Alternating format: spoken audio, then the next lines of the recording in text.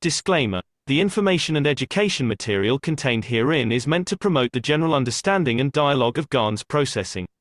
Such information is not meant or intended to serve as a substitute for a healthcare professional's clinical training, experience, or judgment. For patients and individuals, such information is not to be a substitute for professional medical, therapeutic, or healthcare advice or counseling. For medical issues or concerns, including decisions about medications and other treatments, readers, viewers, listeners should always consult their physician or, in serious cases, seek immediate assistance from emergency personnel. Prescription information, procedures, and use of medical devices information should be undertaken only by properly trained and certified medical personnel. We specifically disclaim any warranties, express or implied, including implied warranties of merchantability or fitness for a particular purpose. Such information is provided, as is, and is believed to be accurate at the time of its publishing, but it is the viewer's job to evaluate the accuracy of any information found in this presentation. Every case presented is of their own experience, applied by themselves for themselves, and it applies to their case only. Every person experiencing health problems should seek professional medical advice and consult their course of treatment with a doctor. The processes of plasma balancing described herein are a natural process which supports the body but does not replace medical advice or therapies one is already subject to.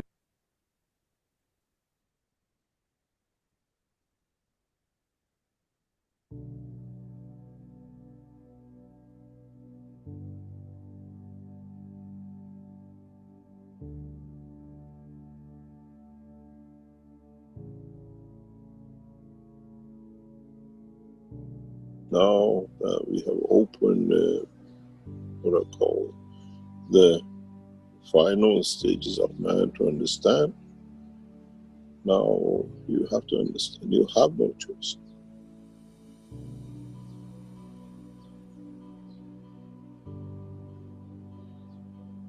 It needs a lot of understanding, it needs a lot of positioning, it needs there is a celebration going on. A lot of you will report massive number of UFOs in huge numbers. It's not one or two anymore. It's just like a party, let's all go there and there is a traffic jam. You will see those happening in the coming weeks. There is a big party going on this planet. Man has not seen it, do not understand it. In a way, without you knowing, so you go to out shopping and you come home, the party is set, and then you have a surprise. In a way, mankind is waiting for that surprise, but there are few steps to be taken. The universal what they call universal community has already laid out the party. And to lay the party, you need to bring a lot of things ready, a lot of souls. All friends are coming back. You will see a new transformation on the skies and in the skies of this planet very, very soon.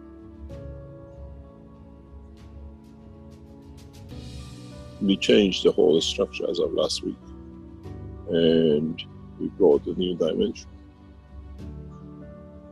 You will see it, you will feel it. And this situation with Corona, this actually would have happened because the soul of this planet was getting ready to join the universal community. And it's a solution for man to find himself in, to elevate himself.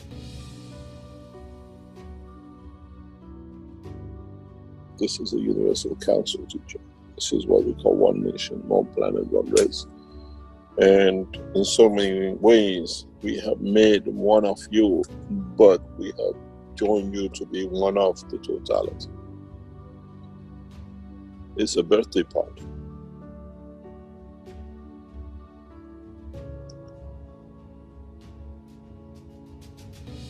And those who are organizing the party, it's just, 9 months and so many days, the child is born and you get everything ready for the party of the birth. That's what's happening.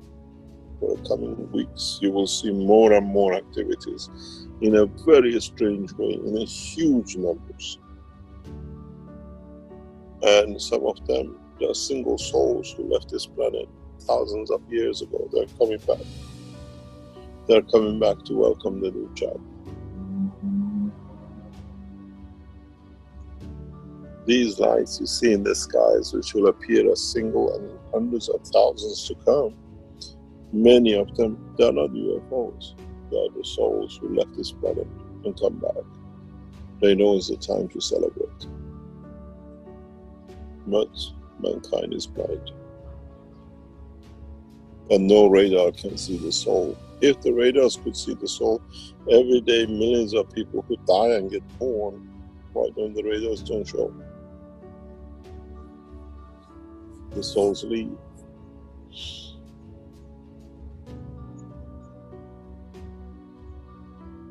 Now you see the soul return.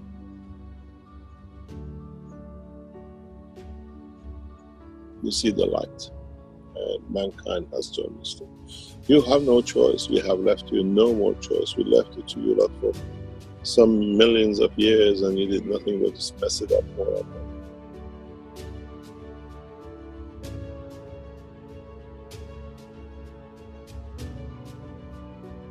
And now it's just it's the next step, next evolution.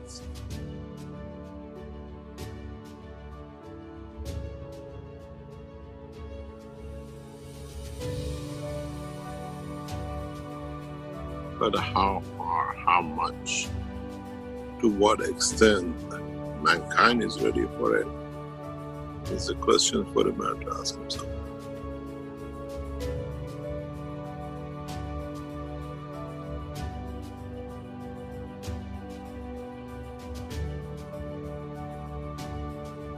You come here to learn a cup, you learn this, you learn that, but you're so blind you don't see what is in truth there behind.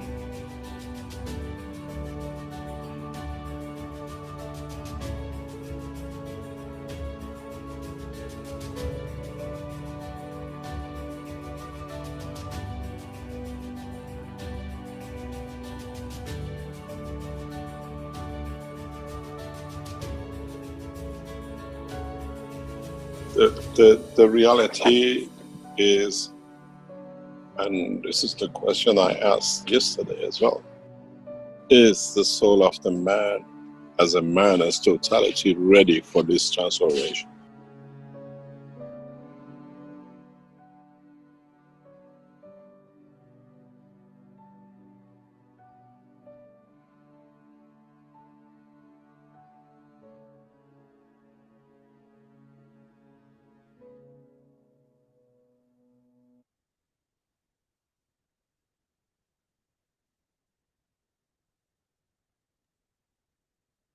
And welcome everyone to the Keshe American Knowledge Team. It is the October 26, 2025, and welcome to the University of the Universe in a way, or maybe this is just junior college, but we know everything that's happening seems to be matching in the teachings. And now this message to humanity, which was delivered, I think, 5 years ago, some 4 or 5 years ago, this seems to be matching up too to the teachings. So we're happy you're here, and we appreciate your presence. And as I said, everything seems to be falling into place. And what we'll see in our solar system is what I think we're going to see in the skies of this planet coming up in the very near future. Perhaps, again, we have some opportunities we could miss, but hopefully we grab onto it and go to the next step in our elevation. So welcome to the surprise party. But again, if you've been following the teachings of the Keshe Foundation, it's no surprise to you of what potentially is happening, even though it's been blocked out from the news more and more. But perhaps this will get opened up. I see a hand is up. Could be an inadvertent hand. Did you want to say something? Or we can lower your hand for you. It's no problem. Okay, so today we're going to cover some of the 613th Knowledge Seekers Workshop. Again, a bit about the teaching, a bit about the announcements. maybe a question or two, a couple of videos, cover what's in the Keshe Foundation store. And again, this is what Mr. Keshe had said in years past is I teach and you show, talking to the knowledge seekers. But of course, nobody has shown too much and much depth either. So of course, I believe Mr. Keshe knew that at the time and just waiting for the time to come where he started making products and obviously showing us reactors and showing us carbon-14, which we've never seen before. And this is just one of the materials. And so everything we've been taught and everything we've tried to make, but have been somewhat unsuccessful, is all found in the Keshe Foundation store. And we're going to cover a bit more of that today, especially how the technology that the Keshe Foundation has developed will be actually delivered across this planet in certain ways. We're calling it the One Nation Network, but at the current time, it's just a gaming network where we play a certain game, Enlightenment. But before we go any further, and please feel free to interrupt me or to add to the knowledge at any time. I was gonna say thank you, Mr. Keshe, for opening up the spigot of this knowledge, and I'm sure he'd respond by, he says, I haven't opened up the tap yet. What are you talking about? So I think there's a lot more to go. But again, our visitors and people coming in perhaps have a closer connection to us than we've ever realized. Again, we're like that sort of at this point, that infant in the crib wondering, or not even wondering, has no idea that it's part of a bigger structure. And this is what we're heading into, I think. And we'll see how man handles this. This is why I played that message to humanity. Is man ready? And this is what Mr. Keshe has asked in the 613. But I think the change in the energies and the fields and the rest will make us all, again, sort of very accommodating to this as you choose to be. But I think our awakening is happening. The enlightenment is happening as these energy fields are increasing. And of course, we know over the recent period, the sun has had a major role, I think, in energizing this planet and energizing its inhabitants. And maybe that was sort of a pre-vax in a way to get us used to even more energy to be absorbed and to bring enlightenment and understanding of the knowledge of creation and the knowledge of the universe. And I think more and more people's ears will be opened. And I think the knowledge seekers, as they start to chat or maybe even lecture in certain places, more and more people will be opened up to this knowledge. But again, it will be all in the One Nation Network. And this is what the primary push, I believe, is at this time within the Keshe Foundation, is to get these units out, get this game started, and bring some of the more advanced things that we could only dream about actually into reality and in our lives. So, yes, go right ahead, someone. And must take a shot at the question I asked, and Alex can also complete that. And that question was, what is the similarities with the polar changes and the heartbeats? Is there some point in the transcript I can go to and look for something like that? Should I put in heartbeats and maybe this will come up? Well, if you look at between 104, 1 hour and 4 seconds, and then there we are, 1 hour and 6 seconds. That's from there. It says, but there is no difference in the world of creation between the heartbeats and the polarity change, the physical dimension. And our heartbeat changes according to different emotions. But my question is, what is the similarity? If there's no difference, so that what's the similarity between the heartbeat and the polar change? And that was something that I had mentioned that he, I believe, mentioned in the previous workshop about how, and Alex has been sort of mentioning this to us, how the base turns into an acidic within the energy of itself. And then that process, it actually flips. So is this the heartbeat? Would anyone like to address this. Perhaps MOSFEC, we did sort of play around with this before the meeting started, and maybe we can take it from the top. MOSFEC or Alex? Well, I think Alex should go because he started talking about it, and now that you bring up the acidic part, maybe Alex, you go ahead first because it kind of relates to something you have spoken before, and then I can talk. Oh, well, thanks very much, MOSFEC. Yeah, so the discussion on the acid and alkaline has to do with the energy exchange. So as we know that the acid is magnetical because it's giving off hydrogen, and the alkaline is gravitational because it's absorbing energy and containing that energy even more. So with the alkaline side, we have a higher potential.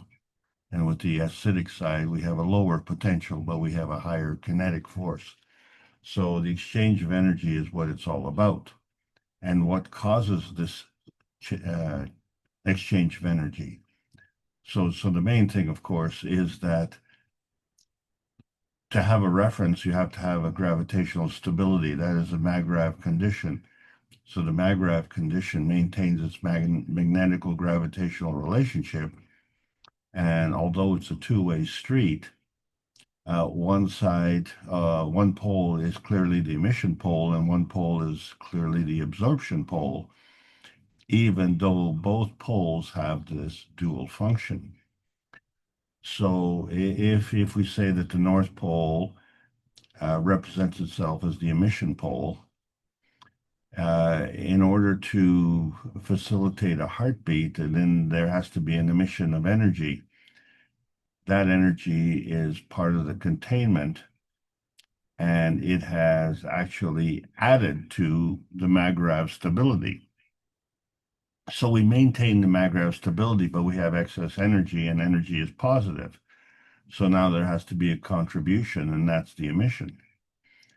And then at the same time, to restore that MAGRAV position, the pole has to flip so that the energy can be absorbed. And once the energy is absorbed, the MAGRAV condition is restored. So unlike music, where the beat is consistent, with the heartbeat, there is a gap. And so we don't need to beat constantly to facilitate the emission and absorption of energy. Otherwise, the heart would be just thumping all the time. But what we do see when the change in emotion happens, and we're actually operating at a higher energy transaction, so the emotion is now being emitted on a physical field, and the manifestation of that physical emotion field is, because the emotion is not physical, it's non-tangible, it's plasmatic, and it's shown in the aura. So the aura actually changes color. And so when we're looking at color and the color of light, the light itself has to be intense enough to become a color, to become visible, because the light of its own is non-visible. So what I was saying earlier was that if you look at a generator as a current generator, and what you find is that at a certain frequency or a certain power, that light will come on. So if the current is too low, the light won't come on. And then when it hits the threshold, it will cross that threshold and come on. And it is at that point that the pole has to flip. so that the energy can be emitted. And then the energy has to be absorbed. Well, is that continually flipping, or has it gone to a higher energy state? So the discussion was extended to the plasma balls and how they became glow balls. But when you look at the sun, it is glowing all the time.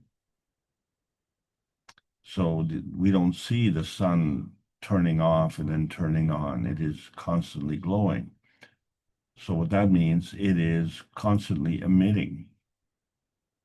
So it doesn't have to go through this continuous polar flipping. The mag-grav state allows for the continuous emission of light. And so that light is manifest as an energy. It doesn't manifest in physicality until it encounters an environment, that is the earth space. And it doesn't actually turn into light until there's enough intensity.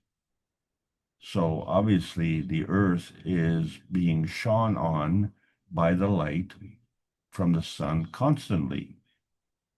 It's just that as the earth turns, each individual position will move from the daylight to the nighttime. So the energy absorption at night is less and cannot cross that threshold of intensity. So we find that the lower intensity of the light that is being emitted is coming predominantly from the earth. And we call that irradiation. So once the earth rotates around and the sun becomes exposed, then we have the light coming from the sun, and that is radiation.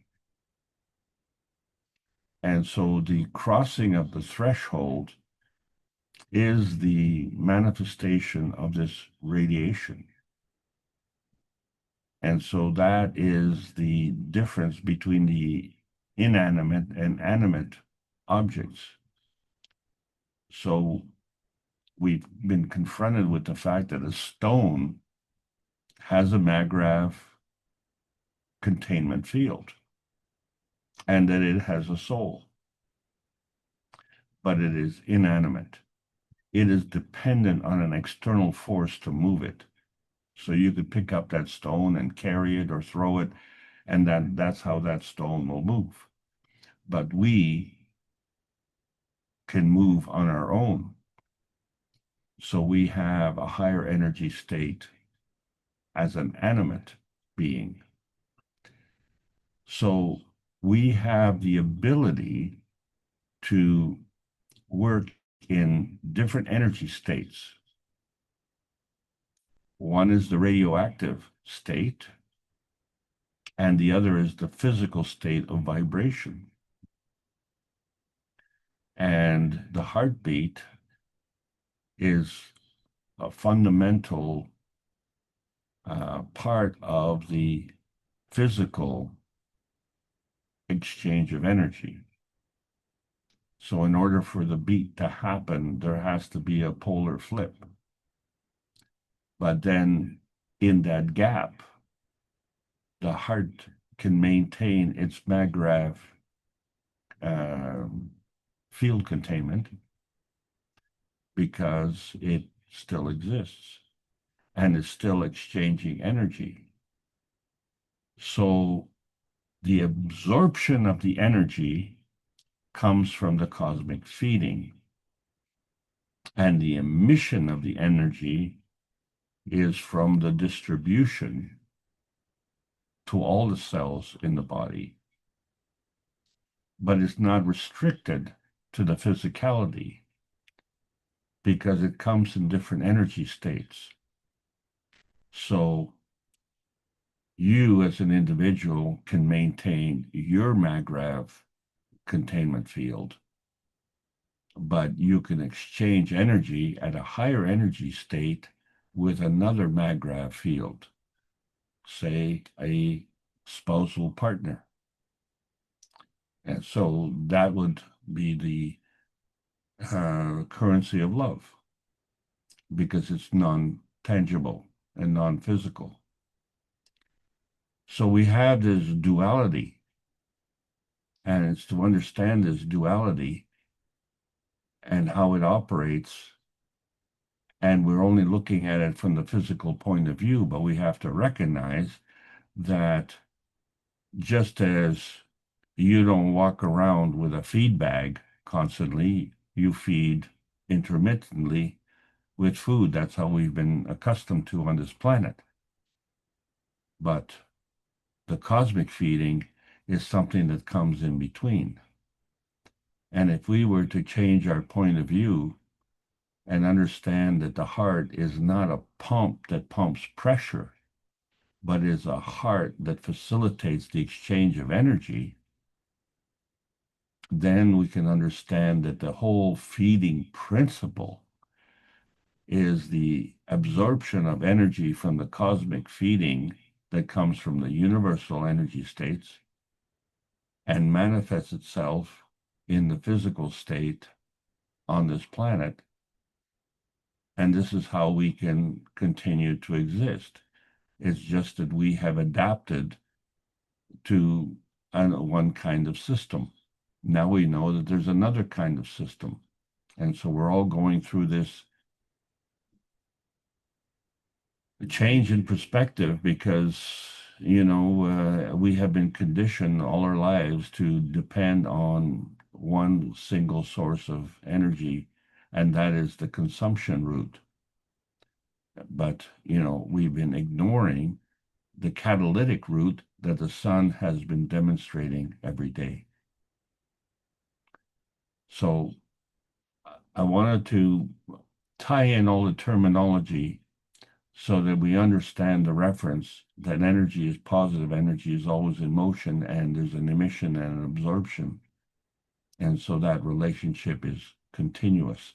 That's what constitutes a MAGRAV stability. Okay, back to you, Mark and Mosfeq. If I could say so, that was not a flippant answer. Thank you, Alex.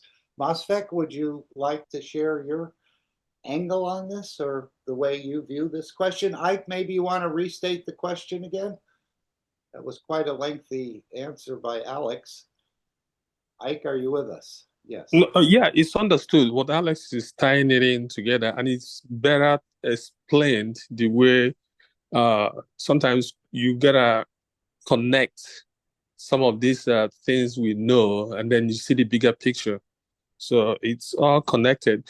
The question was, what is the similarities between the polar changes? In a sense, what Mr. Keshe stated there, polar changes and the heartbeat. Polar changes being a physical dimension, so to say. But then we have the heartbeat. So what is the similarity between that?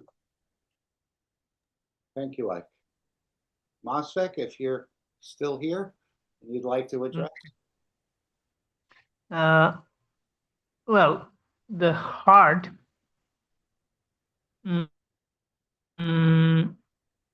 a physical entity, but it also operates at the energy level. So, in a way, we have similarity is there in a sense that in case of physical entities, we have a term for it. In case of energy systems, we are not as familiar with this idea, as Alex was explaining. And he was showing the connection as well, which was very helpful. Now, I will try to do it in a more simplified way. In a sense, think of a sine wave, the wave that we see. It goes up, comes down, it goes up, it comes down. So if you if you look at it at a shorter time scale, it's going up and coming down. But if you look at it at a longer time scale, it's maintaining a pattern. And sometimes it's not just one sine wave, but it has other waves riding on top of it. You know, you can, radio signal being one example of it, which carries audio. Now, these we are familiar with. And so AC, in a sense, is this going up and coming down. It has a rhythm to it. We name it certain cycles per second, right? So this is, we are very familiar with this terminology, and we know this buildup of these. Essentially, you have, when do you have AC? When the fields try to go through the matter, it can't. The energy builds up, and then there is a discharge, and then we go to the valley, and then again there is a buildup. We go to the peak, potential is sufficient, and then we discharge. And in electrical system, it's a capacitance, inductance, resistance-based system. So this is what we are more or less familiar with, more materialistic or matter state kind of view. Now, let's come back to the situation of our planetary condition, which is the two poles, right? We have the South Pole and we have the North. And they are not symmetric. We have one is gravitational, so energy flowing in, another is magnetic. So this is the same, we have a similar situation in case of magnets. So this sustains the magnetic polarity. And sometimes this pole shifts. And when there is plasma involved, it's kind of like our capacitance resistance system, inductance system. Hello? Yes? MOSFET, Yes. you have just said something that is absolutely outstanding. Maintaining the magnetical consistency. Is that what you said? Yes, this consistent, it has to be maintained, it's magnetical field. So that necessitates the pole flipping. The pole has to be there for the flow. The difference between the pole has to be there for the magnetical field to be sustained. So it's if we're going to have a beat, it has to flip. And the flipping, you know, I'm coming to when it flips and how it flips. Right. So beautiful. Thank you. Yeah. So the flow is happening. Now, if we add plasma to it, which can hold energy. So once we have a mechanism to hold energy, and there can be a number of things there, and at different energy levels, some physical, some more energetic. And essentially, it's kind of like the capacitance or the memory. So you're holding the charge, and the charge, and the discharge or the reverse. So it's flowing from one direction to another, and it's changing the state, emotional state or energetic state of the system. And at a certain point, just like the material charging and discharging phase, emotionally, the entity that's dealing with this energy, it's not necessarily a simplistic wave such as the one I was describing in case of resistance, capacitance, inductance type of system. But it builds up and certain emotional condition happens, And then the discharge process happens. And that's the flipping of the polarity, because the flow was from one direction, another. It's the reversal of the flow. And, Alex talked a little bit about the emotional part. It's initiated by that. And it's not necessarily one energy level, but multiple energy levels working together. So sometimes if we just are looking at one energy level, like we are used to in the material world, we think it's random, or there is a probability associated with it. When we invoke probability, essentially we don't understand the system, basically. But in any case, that's the basic view of polarity shift.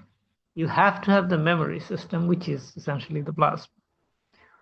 When we have a plasma is formed, you are holding something there together. It's an entity.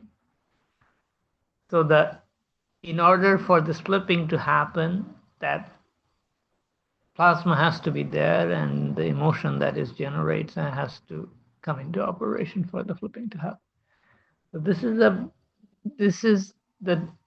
they're similar in the sense that there is an energy buildup, there's a discharge process.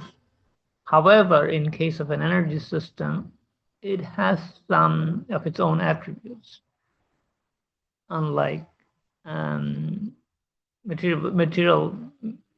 materials or matter state system. In a way, Alex touched on this point, but in a different way. But I'm more of a kind of like a wave, and I'm explaining this in terms of waves and things, and then I come to plasma.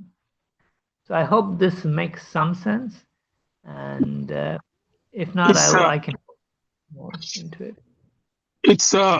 It does it a little bit, but that's sustained absorption you talked about before the flipping. Yes, Does it have like a rhythm? Because I'm trying to understand. Okay. What is the connection? Go ahead. The rhythm is a matter of scale. As I said, if you look at one big peak building up in case of a sine wave, that's absorption. But if you look at it in another time scale, it's going up and down. It has a pattern to it. So it's a matter of scale. In case of plasma system, the scale can be variable. And so if you are looking at it over a short interval of time, it can be charging or discharging. Over a period of time, it's heartbeat. And there are since plasma system operates at different energy level, there can be multiple discharge and charging rhythms and patterns, which is not as evident in case of, let's say, matter-based system. So it's a matter of scale when you say charging versus when you say heartbeat or a rhythm. And this is where time factor comes into play, and how we control time. How we shrink time, and how when you are bored, time expands. When you're doing things, exciting, then time shrinks. So the time factor is also something that we have to consider in this, and this determines the scale and the rhythm of it.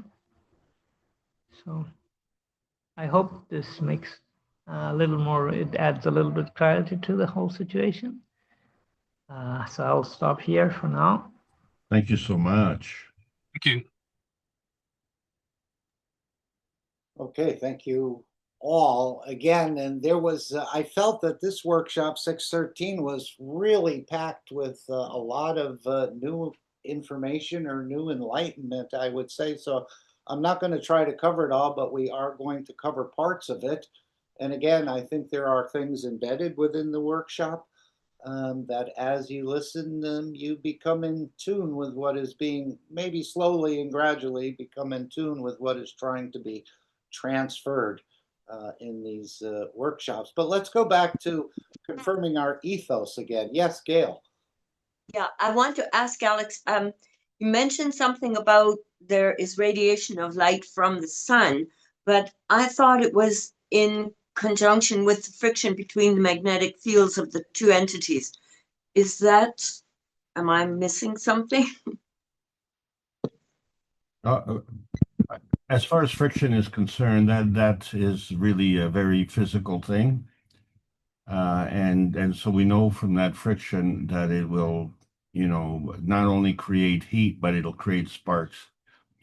But radiation on itself is the coming together of two plasma fields, and that becomes the inertia field. And since that energy needs to be contained, it actually doesn't go to the lower inertia field, but goes to the higher inertia field. So in other words, in terms of the physicality and the friction that you speak of, that would be in the atomic level. But the uh, radioactive field would be in a higher energy state. And then to the field containment would have to be in a plasmatic state. We have to always remember that the plasmatic state is a substructure of the physical state, because the plasmatic field is in a MAGRAV condition and the environment is in a MAGRAV condition. So what you're having is two separate MAGRAV conditions coming together. So there has to be a splitting of that energy where the plasmatic field maintains its consistency, maintains its containment, and the physical field maintains its containment. That containment is represented in the magnetical stability that Mossack was talking about. And the containment itself is in a MAGRAV condition. And so what we have, what you've just asked, is the basic concept of the twinity. The twinity with the plasmatic MAGRAV substructure and the physical MAGRAV manifestation. Does that help? But the actual light is from that process, not the sun Yes. itself. Yes, it's from that process, because the actual light, as we have wrongly understood, is a crossing of the threshold of the energy going from the non-visible to the visible. But the non-visible is still there, and we call that irradiation, and the visible, we call it radiation. But the radiation itself doesn't tell you at which energy state you're operating. You're just saying that there's a continuous emission. So it's like when you turn on a flashlight, you see the light as a continuous emission, but it is not destructive as such until it hits a certain intensity, and then it doesn't have to be destructive when it starts to create the animation of life. So, the only reason that we're destructive is because we have been conditioned to fulfilling our self-serving needs at the expense of others, ignoring the fact that the radiation is continuously coming from the universe cosmically.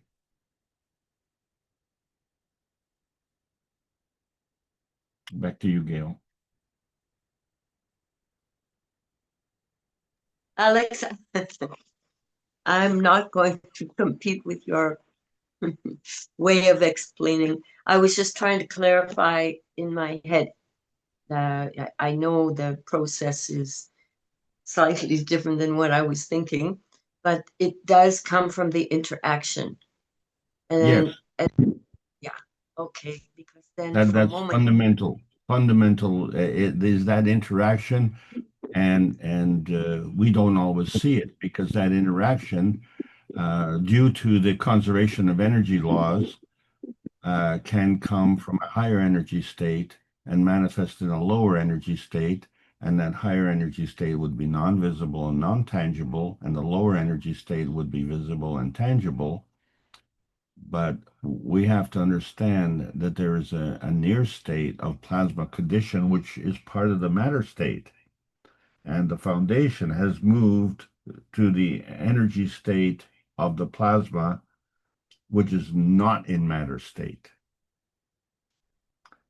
So in other words, what we're saying is the basic three levels, the physical, the atomic, and the nuclear, and then the plasma state, these are all part of the energy states which constitutes our physicality. But once we go beyond that, we drop all the lower levels, all the physical levels. And as we go higher in the energy, we keep dropping that. But we have to understand that anytime that we want to manifest, we need to engage, interact, as you say, with an environment. And at that point, we can choose whether or not we want to manifest in the physicality or we want to maintain ourselves in the plasmatic energy state. This is a new concept to me, particularly, it's really hard to understand until we try and explain our dreams. And we say, well, how come we seem to manifest in some location in our dreams, and although we may be embedded comfortably in our bed under our blankets, and we say, well, how can we be in two places at the same time? And that's how, because we are part of the Trinity. We have an animate energy state and an animated physical state, and that's facilitated by the substructure of the plasma energy that has come together. So we have examples all around, and if I'm being too complex in the description, we have to understand that there's a lot of ways that have been describing these things by so-called gurus, and they have been using terminology, and in all cases, they have been kind of avoiding the substructure. We are exposing the substructure, and we are utilizing the substructure, and in that process, we are demonstrating the verification and validity of our technology.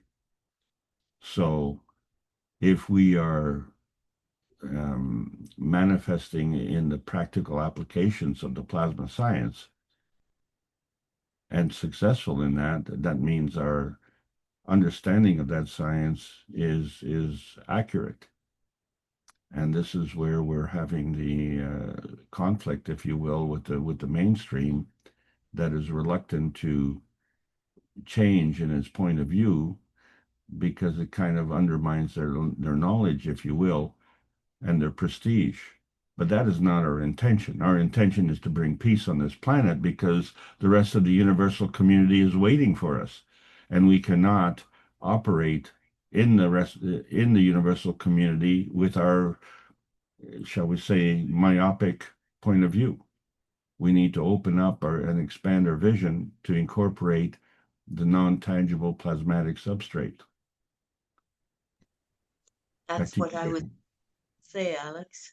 There's a whole lot going on that we depend on these eyes of ours instead of our, I guess you could say our soul of man, if we were able to use that, we would be able to see a whole lot more. So we got to change that sentence. How? Drop the if. Okay. We When? are able to do that. We just have to recognize that we have that capability and then practice, practice, practice. You know, whatever you do, you're bound to get better at it if you continue to practice. So if we practice self-defeating attributes of our physical humanity, well, guess what? We are going to be, injuring ourselves. So we have to start depending more and more on the natural God-given attributes that have always been there and has always sustained our radioactive existence. Thank you for that last one. Radioactive, yes. We are powerful. Oh, thanks a lot, Gail. Thank you, Alex. Anyone else would like to answer that? I would try to answer that, but again, I'm rather baffled by the energy dimension of the plasma. However, I think we're all using it more than we're aware of. I think I am. I'm using aspects of it, but I can't really explain it at this point. Anyone else? Gail, I'm going to mute your mic.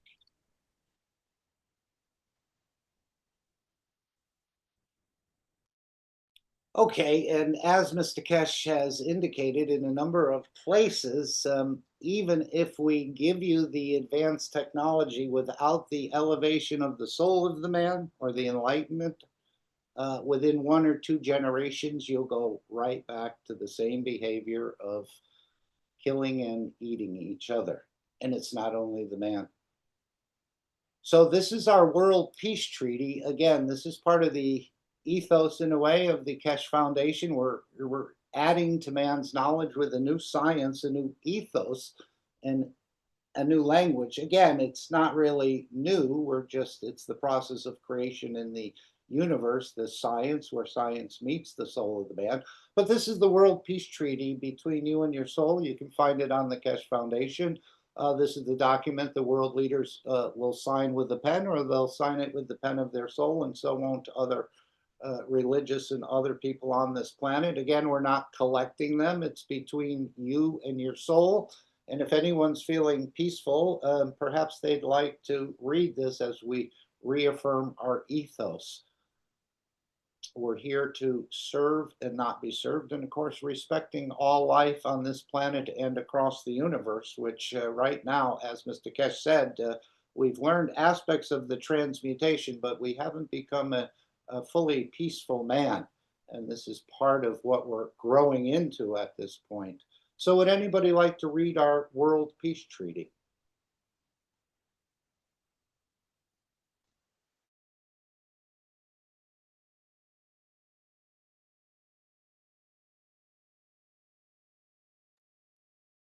Okay, I'll read it. This is the Keshe Foundation World Peace Treaty. We, as citizens of the earth from this moment on, accept to lay down all tools of aggression and war. We shall never think about getting involved or incite war, or develop or use any tools of war on this planet or in space. And to this we all agree and swear with our, and you can delete as appropriate, nation, territory, council, religion, the city, the town, the body, and the soul or souls. Simply put your name and your signature, very straightforward. Again, on behalf of, I think my father put the U.S. Marine Corps on his World Peace Treaty. But anyway, have it witnessed. And of course, you've just created a reactor, I believe, because you've embedded some energies within this simple piece of paper here. And we know that can happen with the GANs, as people were sent GANs papers and lockups and other things and received energy from them. But you're embedding fields into this, and after signing this treaty, be proud to display this certificate wherever you consider being important to you, that everyone can see and know your ethos to fellow men and the mankind and other created beauties of the Creator, wherever you consider, so they can see and know your ethos. Yes, they may feel something that you've put into this, even if you haven't signed it with a pen. You can just display it and put your energies in there, and I think it'll lift up others in so many ways. So this is what it's all about. Again, the advanced technology, without the elevation of the soul, it will break down within 1 or 2 generations, right back to the same procedure. And as we know, it's in the last 3,000 years on this planet, apparently there's been about 5,000 wars. So no matter if we jail people or expose them, or, again, for all the corruption and the rest, it just won't work until we start to move the soul, or more of the physicality, into a peaceful position. And of course, the soul is maturing in this process as well. So again, it's between you and your soul. You can sign it with a pen or sign it with the pen of your soul. But this is part of the ethos of the Keshe Foundation, that we all become peaceful. And these energies, again, will help us, I think, to achieve that goal of becoming more enlightened and more peaceful. As you increase the energies, I believe the beauty of the entity is able to show itself. And of course, we've shown this in agriculture, and we've shown this in other ways. And of course, the Keshe Foundation has shown this in the Ubisos and other methods of putting energies into a system that the physicality and the soul can absorb, and then you see some beautiful changes, again, or processing, as we call it, or balancing of a structure. Any questions or thoughts about the World Peace Treaty? It seems to be coming in more and more, and perhaps these entities, as Mr. Keshe said, they're quite peaceful, but at the same time, apparently they're in charge and are spreading throughout our solar system and even on some of the various planets. So that's one of the reasons I played that message to humanity, because we're going to probably start seeing entities in the skies and in the solar system. It'll be reported if the space agencies open up their whatever they're working on in the background. They seem to be rather baffled themselves lately and quite quiet on releasing anything. And I haven't seen much about the Swan R2, as I was saying earlier in these meetings earlier today, that very little about the Swan R2. And apparently they've already met, and Randy has there was a still in the workshop, but Randy has shared with us, and I'll just share this interaction. And Randy, if there's anything you'd like to say about this, or anything you want to comment on, this is the sun in the center, and apparently a filter has been put around it in this picture so that we can actually see the interaction of the fields, and there may be more than one. Randy, anything you'd like to add? Feel free.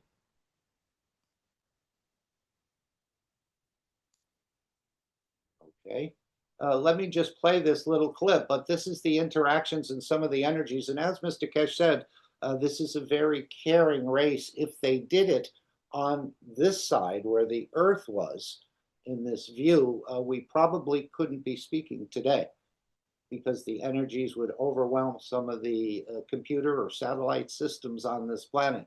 So they are a caring race, and I think they're here for the long term.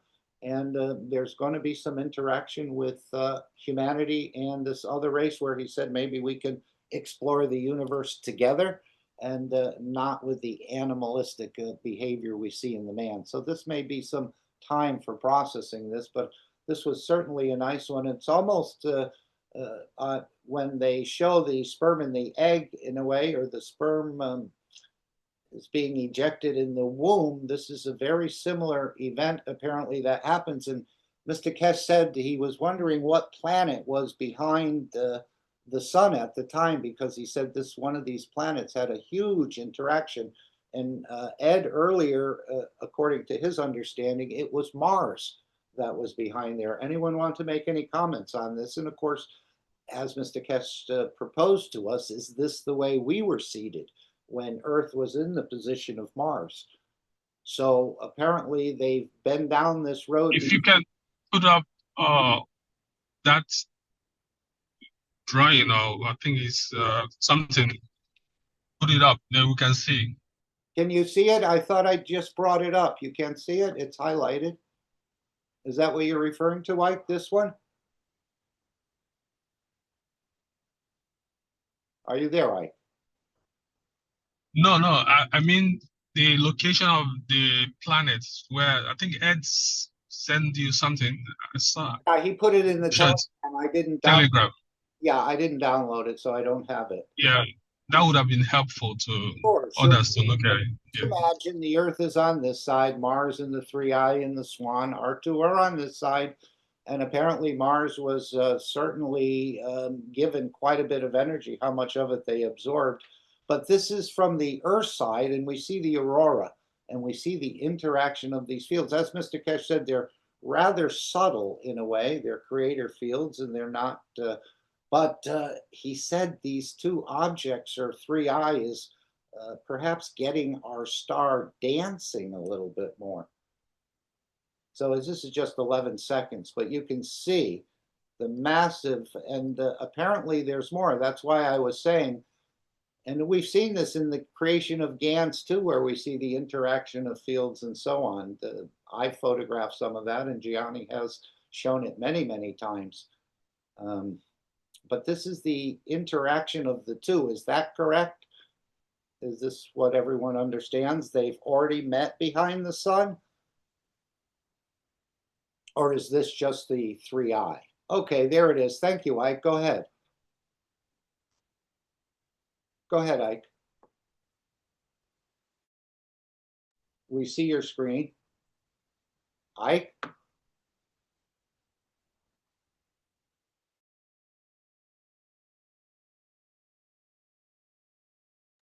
Yeah, can you hear me?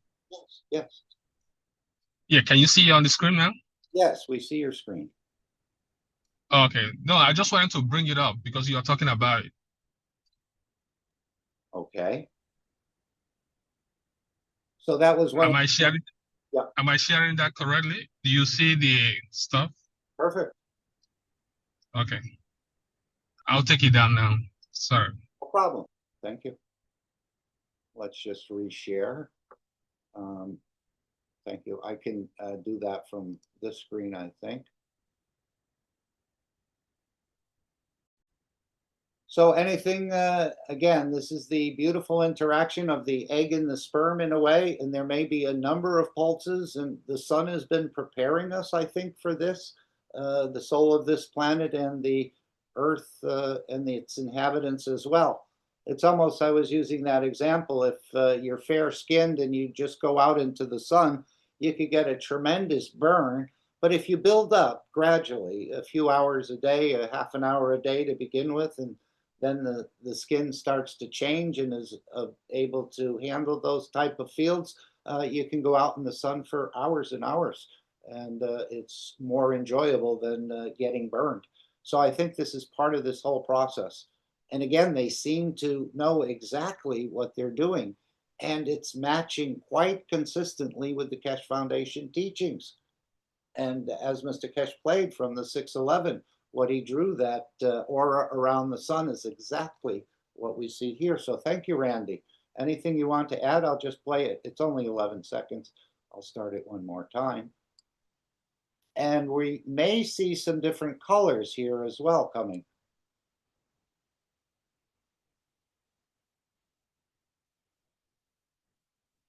I think it was repeated a couple times here in this short segment. But thank goodness this is a caring race. Otherwise, we would have been brought back to the Iron Age or perhaps even the Stone Age. So they're not hostile. They're aware in the rest of this. And if no one wants to say anything more about that, we'll go to the, well, I was thinking perhaps we're talking about the transmutation testing if we go to the Keshe Foundation store. And this happened, I think, last Friday, a couple of days ago.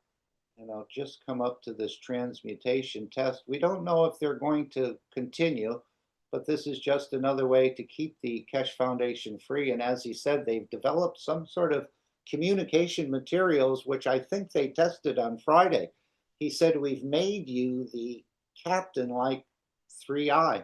You can take what you want. We've connected you to the proper fields. You can give what you want. You can go where you want, and so on and so forth. So there was a breakdown in this test of 3 different hours, even though it went on for 4 hours and about 20 minutes, because people did share their experiences afterwards. And this is a way, as we know, to keep the Keshe Foundation free and developing the systems for the greater humanity. But it was very interesting what he said near the end of this test was that those who have been participating in these transmutation tests, and I think the ones who've also participated in the workshops where the systems were on, you're going to have a different experience with this system than the rest of humanity. But they'll come on board too. So we may be, in a way, prepped, sort of cleaned up perhaps a little, although I know there's more to go, or perhaps in a way finished to a point that we'll have a little bit of a different interaction with the 3i or some of the larger family that's coming in. He said they're in the, first it was 3, then it was 9 or something, and now it's in the apparently millions or hundreds of millions of these craft will be traveling around the solar system and in the skies of this planet in the coming time, whether that's a few weeks away, a few months, or a few years away. But as I said in the opening, if you've been following the teachings of the Keshe Foundation, this will not surprise you whatsoever, because this is what's been taught in the 613 Knowledge Seekers Workshop, plus all the papers and other lectures. It's all sort of tying and matching up beautifully, as if he sort of knew what was about to happen. Apparently this craft 3i comes through every 3,000 years. Certain people disembark, other people embark on the, and we may also see or hear from some of the people who have been on this 3,000-year cruise, if that's acceptable to you. And of course, I did have an experience, which I did think I connected with the 3i. And the first hour, I think, was the more exciting hour for me. But there was some heat generated in the body, not to the point where I wanted to take off the shirt like the last time. And the last time I thought he was testing the cup of heat, because if he said if they played havoc with the energy, he would release that cup of heat. So he may be testing, or there may be something else reason for that heat. But it wasn't so hot that I wanted to take the shirt off. But what I did in that first hour was I gave that heat, that excess heat that was coming off me, to everyone on the planet that was cold or wanted to be warmed. So that was part of the first hour. And then I was trying to connect to the 3i, and I wanted to see what they would appear as, but I couldn't see. I saw a round face, but it was basically blank. And I know Mr. Keshe said they won't have a human face, but I couldn't see any sort of face on them. And then I started to think of what Mr. Keshe said about that, creating the lightning, or the way the 3i attracted the energy from the sun. You have to send out that little spark first, in a way. So that's what I did. I wanted to, and I probably have a little bit of a longer history. Actually, years ago, when I was doing some political work and we're trying to correct the system worldwide in the matter state, and not being too successful because the game is rigged. And I was looking into UFOs all that time, and in the background sort of wondering what this whole anomaly is. And at one point, I even asked the universal community if it was possible to help bring the world peace. We had some very good systems, but mostly all in the matter state of the understanding. So now it almost seems like I ended up in the Keshe Foundation. And now we're seeing this grouping is here. Hopefully, as we said, we're not going to miss our opportunity for peace, because he said, depending on what the world leaders do, we could miss our opportunity and may disappear like the Mayans or some of the Egyptians of the past. So I sent out that little sort of spark, to connect. And all of a sudden, within seconds, 15 seconds, 10 seconds, I got a message. Mind speak, if you want to call it that, or zero time communication, or soul to soul. And it said, we know who you are. And the emphasis was on you. We know who you are. And I'm thinking, gee, maybe they know me somehow. I don't know how that could be possible. And then within another 10 or 15 seconds, it came back.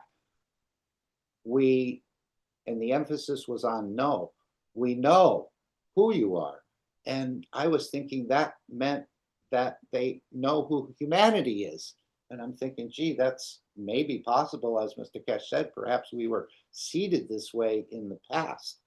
So, and then I was thinking about later on, I thought about some of the testing of seeds Dr. Gotcha showed us when he was earning his PhD, and how many thousands of different containers he had in the greenhouse that were set at different depths and different conditions. So I said, it's certainly possible these civilizations who are so advanced in what they're doing apparently could definitely follow the seeds. It's almost the way some people go on that ancestry and so on, and they sort of follow back in the history. Well, I think they could follow forward. And so we may have been in a way cataloged, and they're coming back to check on what they've seeded and of course to nourish it.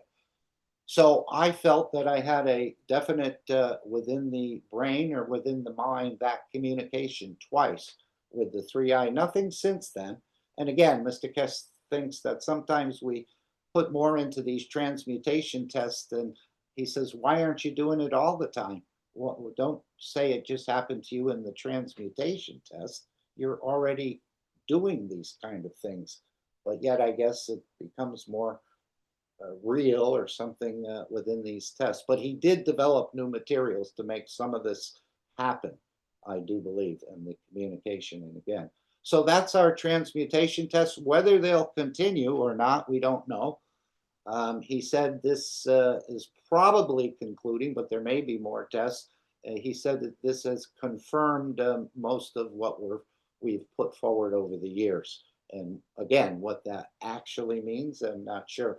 But we'll have to see how these transmutation tests continue. But again, this is another way for you, or you can make a donation that someone else can participate in. You're still keeping the Keshe Foundation free for humanity. So that's anyone want to say anything about transmutation testing?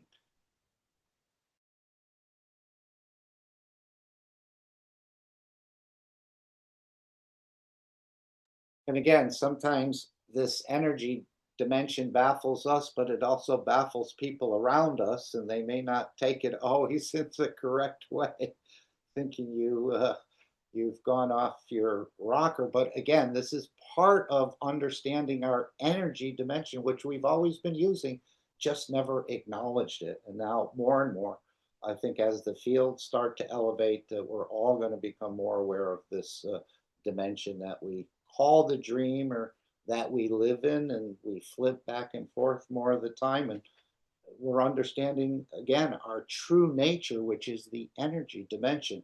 Of course, we know the energy manifests before the physicality. So this is our true dimension, and we're learning more about it through these tests, and you're welcome to participate. Maybe we can go to the announcements again, or we can go to the, let's see here, I had something else I wanted to bring up,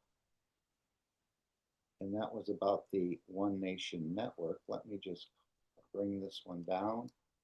Sometimes these screens get a little, oh, it says I can't minimize this. Okay, so let's just minimize it this way.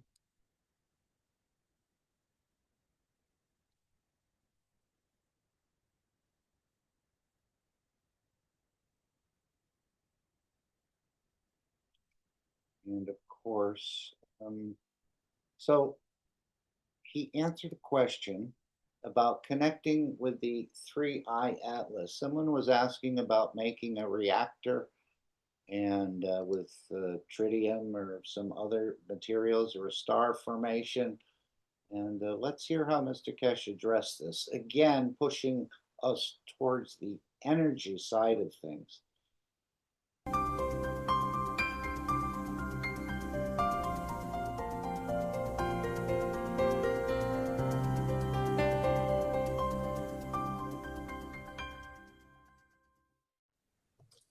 Okay, and in a similar vein with Renzo has a question. If you build a star tetrahedron with gold, titanium, nickel, and hydrogen fields, can you interact and connect with 3I Atlas?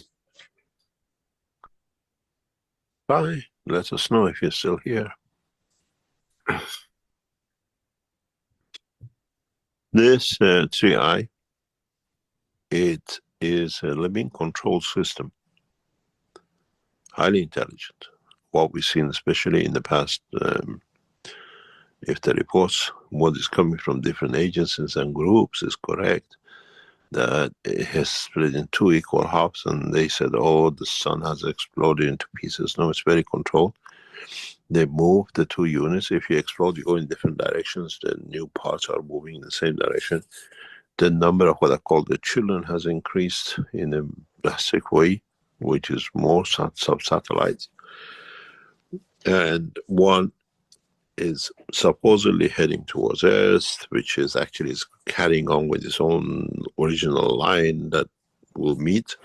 The other part of it is gone, and it sticks to its factor pulse, which shows it has intelligence. 22 seconds, 2 hours and 22, and that kind of sequences. And the strange thing is, if you split a gun, it's like a magnet. The two, if you break a magnet, the two pieces have the same characteristic. The 2, 3, 4 pieces all carry the same, what they call a space gap. Follow, change the same direction and dimension. And so, what you call interaction of these things with each other creates plasma lights, like the way you see have the plasma balls. If you're in the college, you see the lights when you touch the ball, it comes to you. We see them having that kind of line of connections continuously. Every single report which is genuine and is coming from the different observers and observer laboratories, more and more confirms we are dealing with a spaceship. Very highly intelligent spaceship. And one of those spaceships which colonizes, because it shows that characteristics, has too many passengers downloading.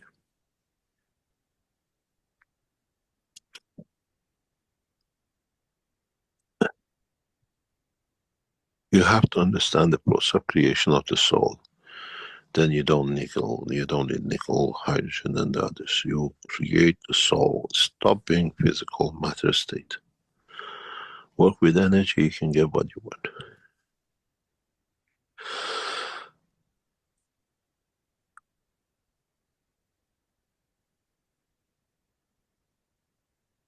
Any other question? Nikolai in our webinar chat has a question about satellite souls.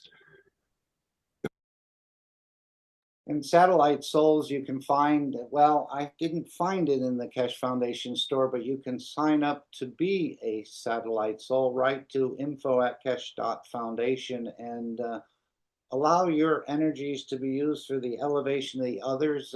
And many times I think you're not even aware, as we'll hear from this question. He was wondering how we could speed up this process of the satellite souls.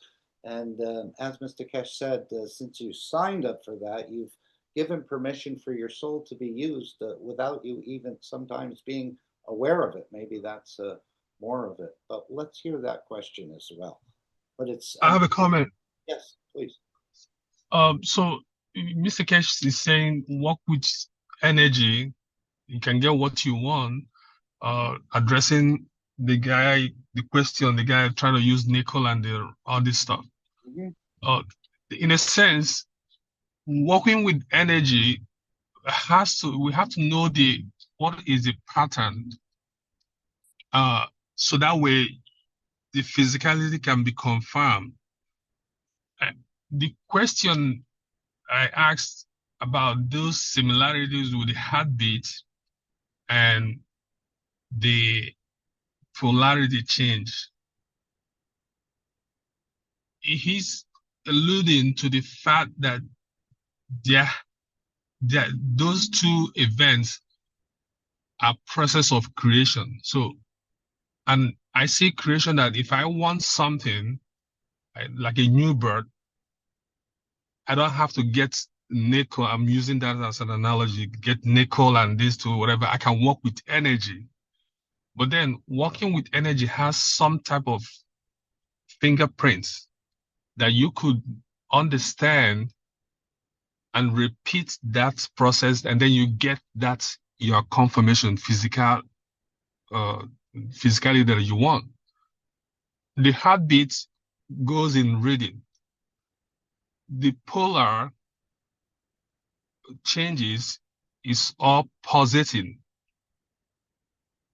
That similarity, that's most of what you are explaining, and those intense absorption, is like, to me, has to have some rhythm to it. And that's energy. It's not physical. You are working in that rhythm to be able to produce something. And that's why I asked that question. So it needs to be explored. We can get into it some other time, but these are ways to understand the pausing or the rhythm that you can repeat and to where it will produce something. Because that's in the energy form. There's no need getting physical things to mix together. We can work with energy. And then he also said the 3i is all 22 seconds, 22 hours and all. So it's all rhythm. There has to be a pattern of something, repetition of something that can lead to those fields coalescing into some physical thing. Anyway, it's just an idea. Considering. Okay. Well, I'd like to add something though, please. That rhythm, it would be the ideal thing.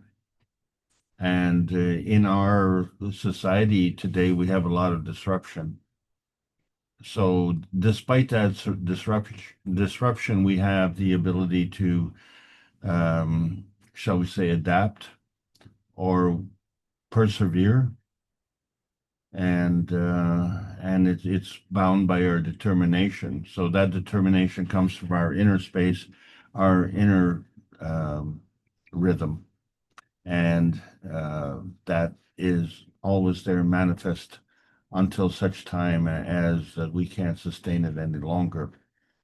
So I think what we're looking at is an ideal rhythm for the creation, as they are trying to, as so you eloquently said, but I think that they are able to sustain that because they're more leaning towards a peaceful,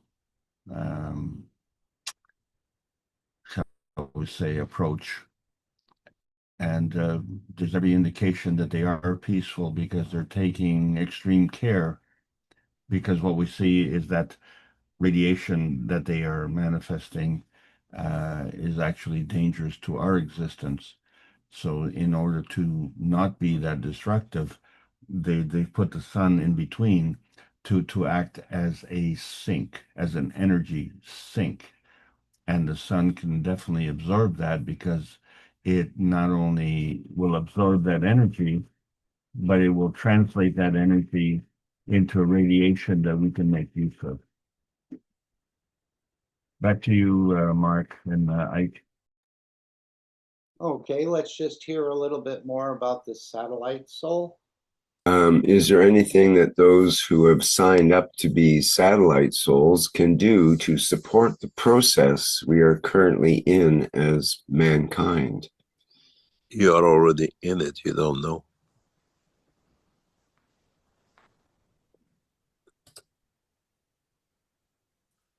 I remember, as I said once before, when we start asking for a World Peace Treaty, some brilliant objected that I have committed my soul to Christ. I cannot give that to the foundation. So we don't give it to the foundation, you give it for the peace between yourself and your soul. It's the same with your satellite people. When you accept it, you're already in it now, especially with what we set up. Then, as they say, the process has begun. You will understand. The most important thing is, ask your family, ask your friends, see what they say about you, how you changed, and how they see you compared to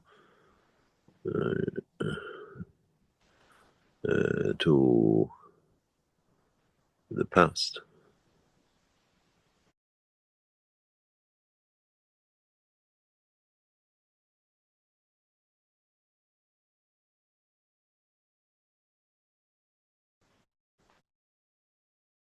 Okay, I think that was it. See how your friends observe you from what you were in a way in the past. Now, again, so the satellite soul, I don't believe is on here. Maybe someone can find it. I did look through it, but I didn't see it. But again, you can write to info@keshe.foundation if you're interested in becoming a satellite soul.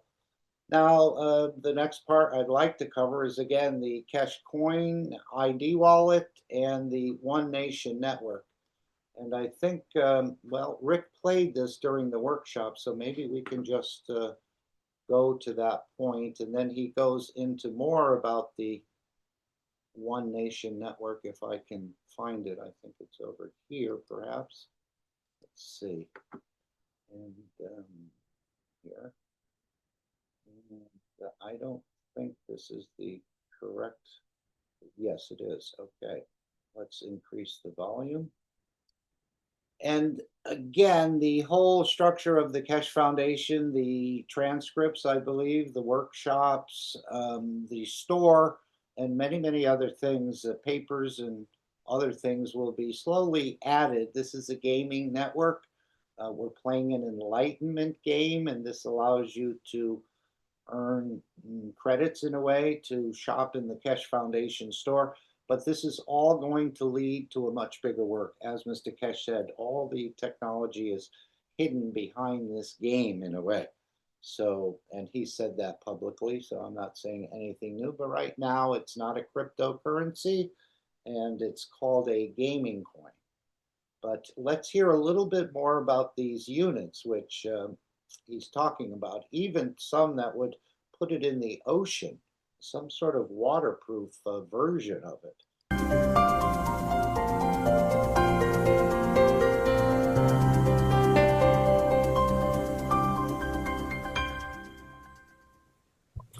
Very good, thank you.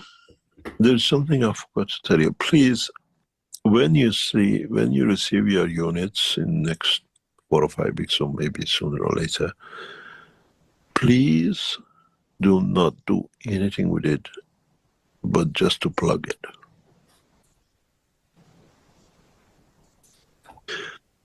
We do the rest. Do not tamper with it. Do not try to connect it to a computer. Do not do anything with it. As we will try to bring it into the point that all of you, when you receive the second part, connecting the second part to the first part sometime in the very near future, you start connecting with the rest of and possibly beyond of, and be able to receive a lot of things through your systems. The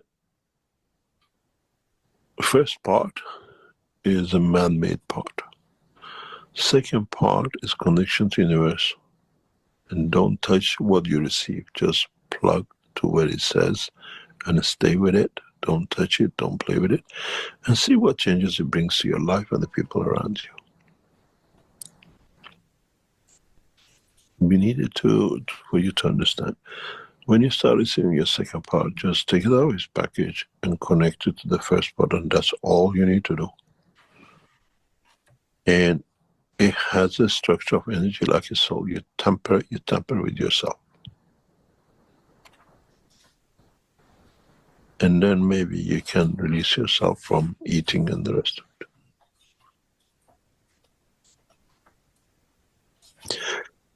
These systems will be a dual system. One is the one which you carry your coins and your other bits, information and teaching.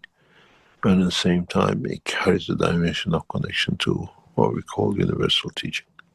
You deprive yourself from receiving the knowledge.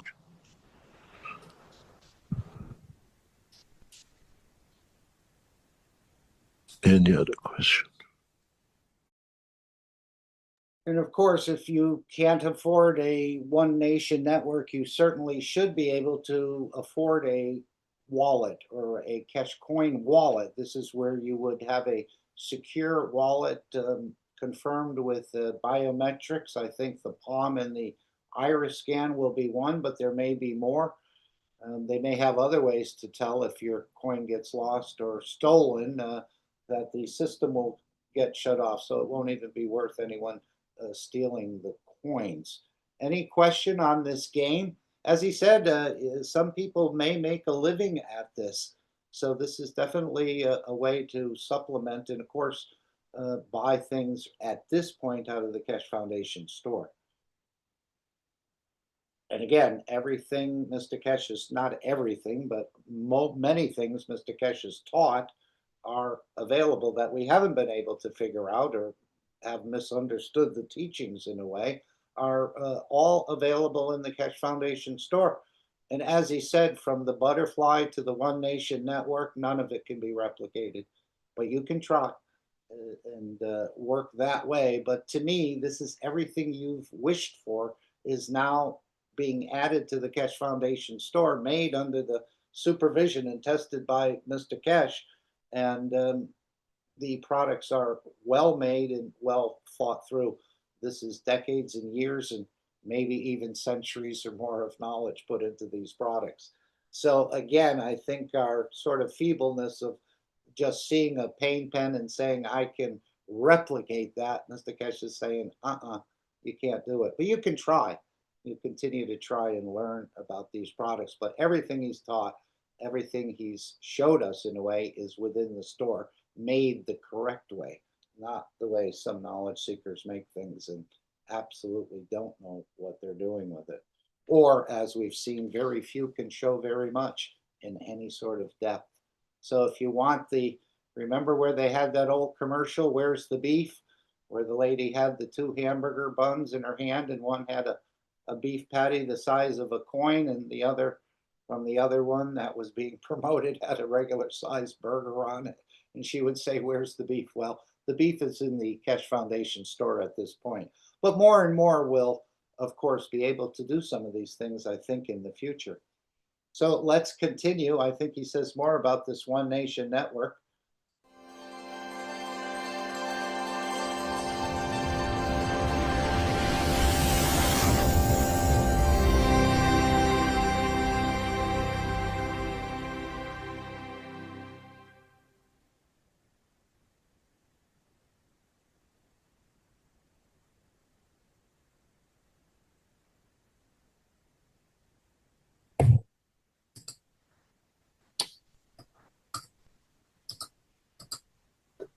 Okay, we're back again at the 613th Knowledge Seekers Workshop here. And as I mentioned before, because it's the second half, there will be an opportunity to ask questions. And I think Mr. Keshe will have a thing or two to say before we enter into that Q&A part. So please go ahead, Mr. Keshe. Thank you very much.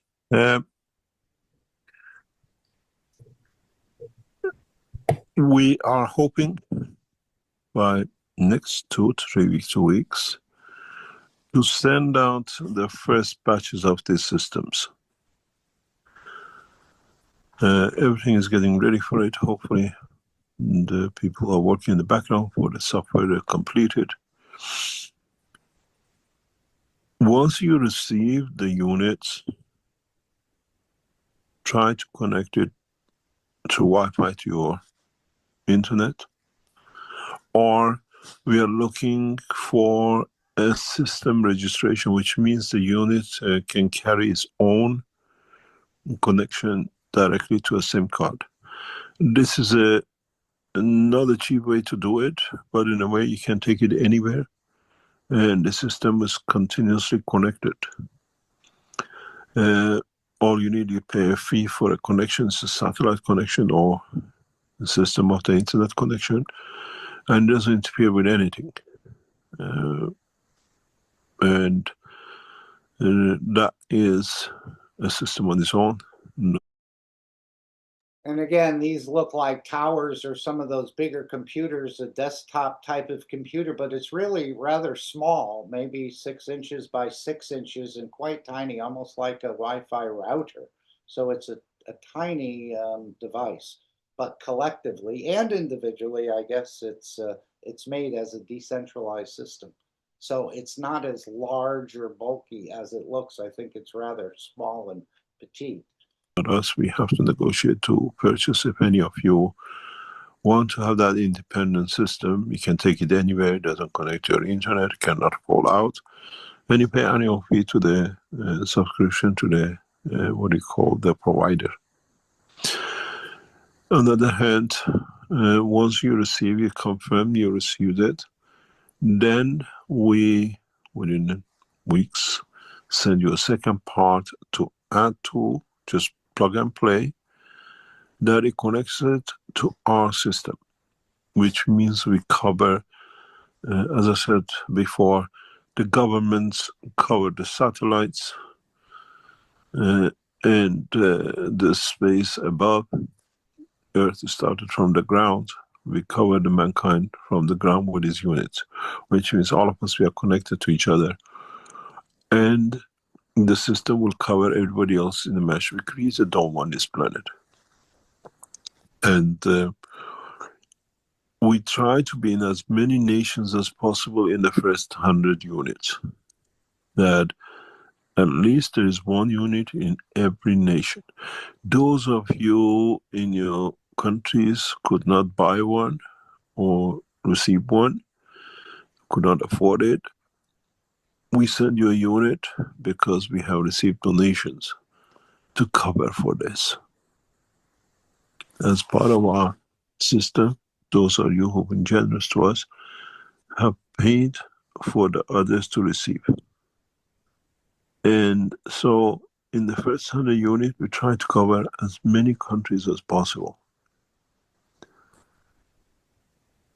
We have not received more or less any orders from Africa, but our knowledge seekers in Africa will be send the unit, will give you the unit. The only part left with you is the what we call nations import duty, that if you can, we contact you before we send you, that if you can afford it, that we don't send it to you, that it gets stuck in the customs and everything else, you have to chase it. And if you have a continuous internet, this thing has to be continuously connected to internet. And then we test the first 100 for a month or two to see its capabilities, any problems, and then we start delivering on a continuous basis till we reach our 10,000 units. And please, when you receive the second part, just plug it in. Don't try to pick at it what it is. As I said, you lose what you came in for. These are very sensitive. They're built on a specific structure and has to stay that way. All you need to do is supply it with the power. And automatically connects to the Wi-Fi, and the people will set it up in the background. We have set things up to be able to deliver this, as man didn't come from the sky, man doesn't fly all the time, man is grounded, and 99.999% of us are always on the ground earth. Some of you live on the lower ground levels. Amsterdam, around that area, you're 10 meters, 20 meters. In some of the places, you're below ground. And some of you are on top of the mountains and the hills. So you cover each other very well. And so once you receive this, please understand that it's not yours. It belongs to humanity. It belongs to the rest of us to change us and the others to that dimension direction. This system transmits in their own way emotion of peace. And that's why we put it out. In their connection to our systems, we connect one of the systems to the system which continuously radiates what we call, you call it the frequency of peace, but in a way that we work with the soul of the man.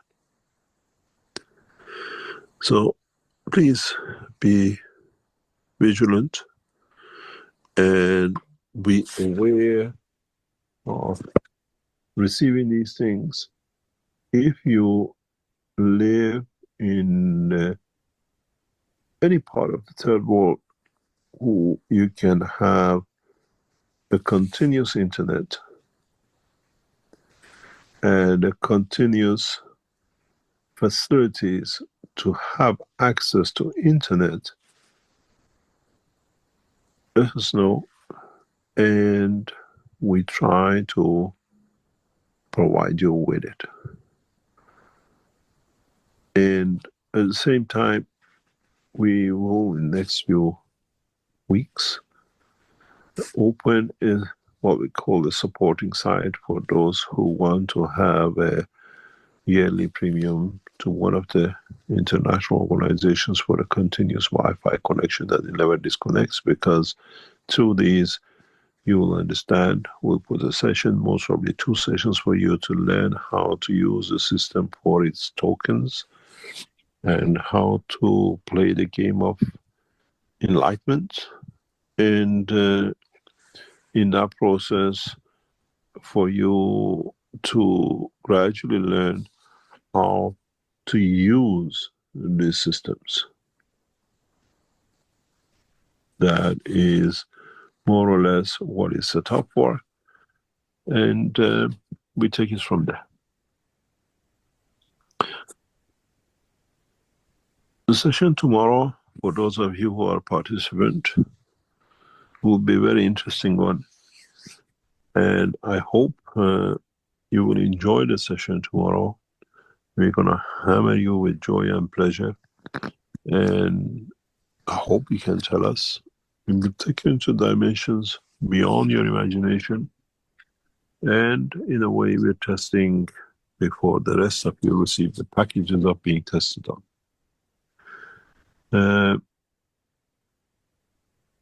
If you need any help during the session, please let us know.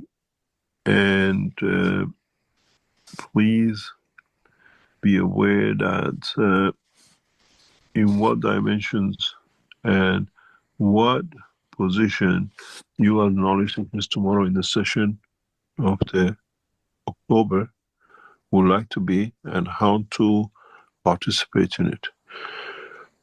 Mr. Ask you, please, we need more donations to put more of these units across this planet. And we are doing our best to cover, spread, and be able to complete this job. And I hope you all succeed in being able to use it, enjoy it, and then sometime in the next year or so, I connect you, those of you who are the man of peace, through the universal systems, to these systems, to carry the message of peace through you, through your soul, to the rest of humanity. It's a very complicated job, but we need to spread at least a few thousand of these before we can do this. In a way, what I envisage that in a very near future, through the connections of knowledge seekers around the world, those of you who live near ocean, to be able to drop these units in the oceans of this planet, providing you a sealed, waterproof system which can transmit, receive, and spread this, what we call the knowledge of creation into it. And let's see how far we can go and how we can develop this thing.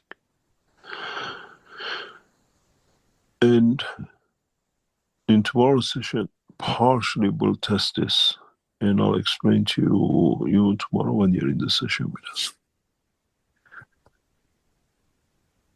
If there are any questions, we try to answer, and hopefully we'll see how far we can go with this.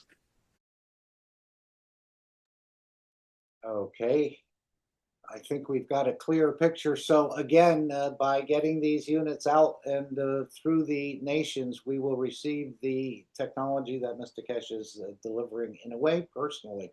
As he said, even the team that he works with many times don't know what they're doing. He explains to them. So this is the way I feel that we bring the technology, but continue to make magravs and Ganses and the rest of it because it's all a learning process. And of course, you're teaching yourself in this process as well.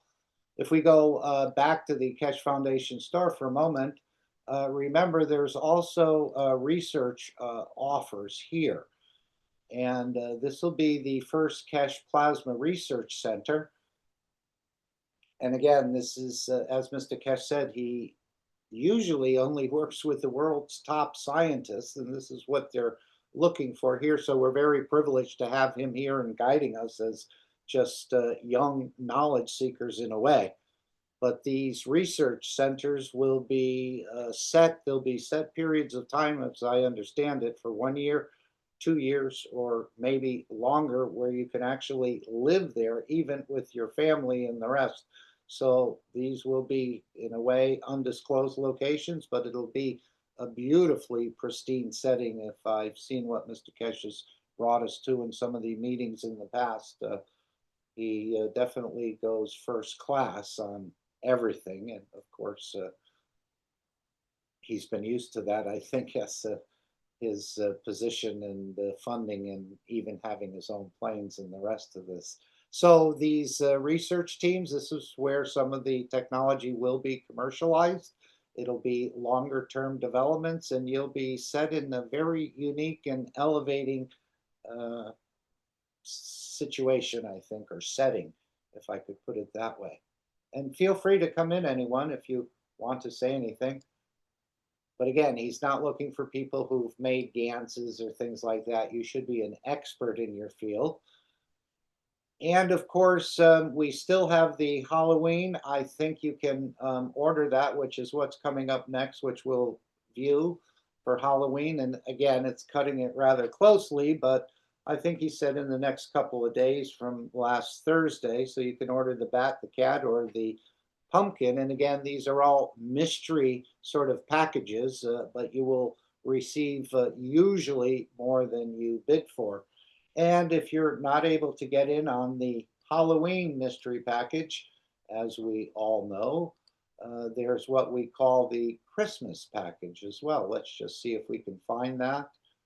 I may have to go back here and just ask for all products. Let's just see. Sometimes that symbol comes up quite often. And yes, here's our cosmic Christmas package.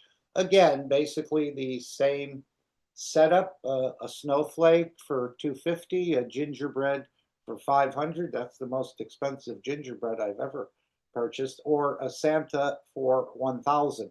But again, you may find even a One Nation network slipped into this package. We don't know. I haven't set the packages, but apparently they're being prepared. And this year, as he said, we've prepared it a bit earlier so that we're ready. So again, another way to support the Keshe Foundation and also to receive some very, very unique offerings made again by the professor.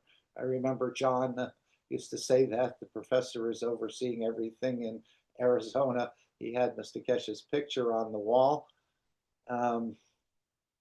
But let's go back to our workshop, and this is where he'll explain a little bit more about the Halloween package, I believe. Mr. Keshe sent some images of the Halloween products, and would it be appropriate to share them now or if later? you want? Oh, you received them? Yes. Do it. Okay. I think some of them are gorgeous. This is the range, and there's a limited amounts left. We're shipping everything out this week, maybe today, tomorrow. I think it's going to be shipped out. You all receive, if you're in Europe, your Halloween packages. And those, if you're in a far distances places, you have to pay for a freight. You'll go. Just open the pictures, you can see. This is the overall view, and you see there's a lot of products. I have a lot of pictures, but I'll show a representation of them here. And to me, I don't think they made all of these. I think some of these were contracted out, but it's probably very similar to the paintings and the rest, where the Keshe Foundation supplied the correct material and how to apply it.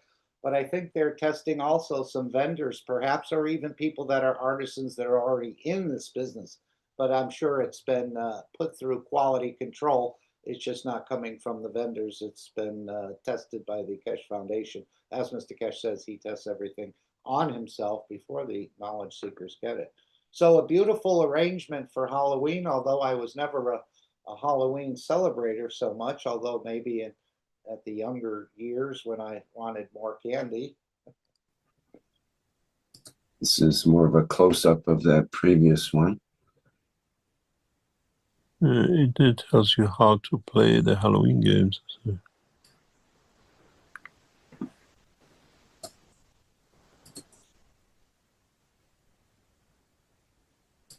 These, don't forget, they're all saturated with gases. These are those products that you can put around the house to get the feels, or in the room or on the table. They're not just ornaments. They are functional working system. And sometimes if your loved ones are not really on with the technology and they see different jars of GANs around the kitchen or in other places, and they can look a little bit strange to people wondering what they're doing or how they're acting. This is a beautiful way, almost like the One Nation Network. It's a Halloween sort of memento, but at the same time, it's quite functional within the house. So you could bring these into the home, again, not really revealing their power, but allow them and sort of test and see what happens. They're all quite unique. And as Mr. Keshe said, you may want to save these in the future. This is some of the first offerings in a way. They may become valuable, but they're valuable right now as far as what they can perhaps bring into your home. They carry the gases of peace, equality, and everything else. Mr. Keshe, the particles we see in these is that part of the Ganses, or is that something some else? of it, yes. Some of it, yes. Maybe even some gold. Every single item here is carrying a message of plasma technology and peace and everything else. These the bats are like coasters. They're like small trays. You can put your cups in it and it charges up. You have a coaster of it, put it on top. Don't look at it as black, actually. Look at the different ways. I think there's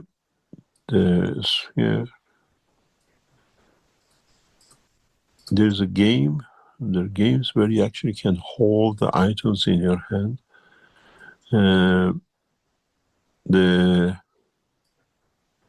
These are all part of the positive energy of the gases which we have added to the system.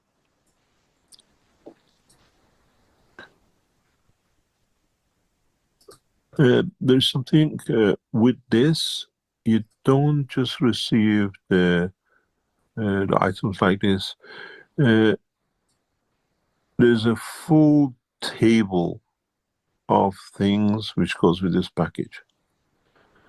Uh, the table mats, the table cost, the table, even those.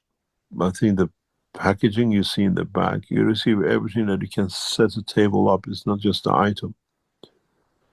It's a full Halloween table set up. I think this one glows at dark. One of these glows at dark is a pumpkin, which I've seen. It glows at dark. Everyone is different features. Yeah, there's a tic-tac-toe. The tic-tac-toes, the plates are, yes. If you receive the X and zeros or the O's, those are gas saturated. The what do you call it? The rest is the ornaments. This what do you call it? The Halloween mystery package is literally when you open up, you can set a table up. It is fun, but it carries a lot of things which we wanted to pass, and it's a lot of fun to have it, to play with it. Do you have any more pictures? I do have plenty more, but they're much more the same. But if you want to see more of them, we can definitely do that. Do you have any of the cubes, the big cubes? They're the nice ones. I saw them. Yes, I do. Just a second here.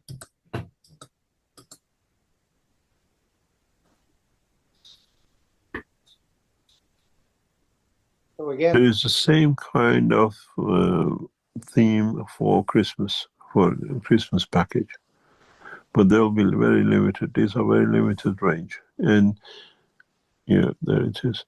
If you have an order, you can still place an order, and then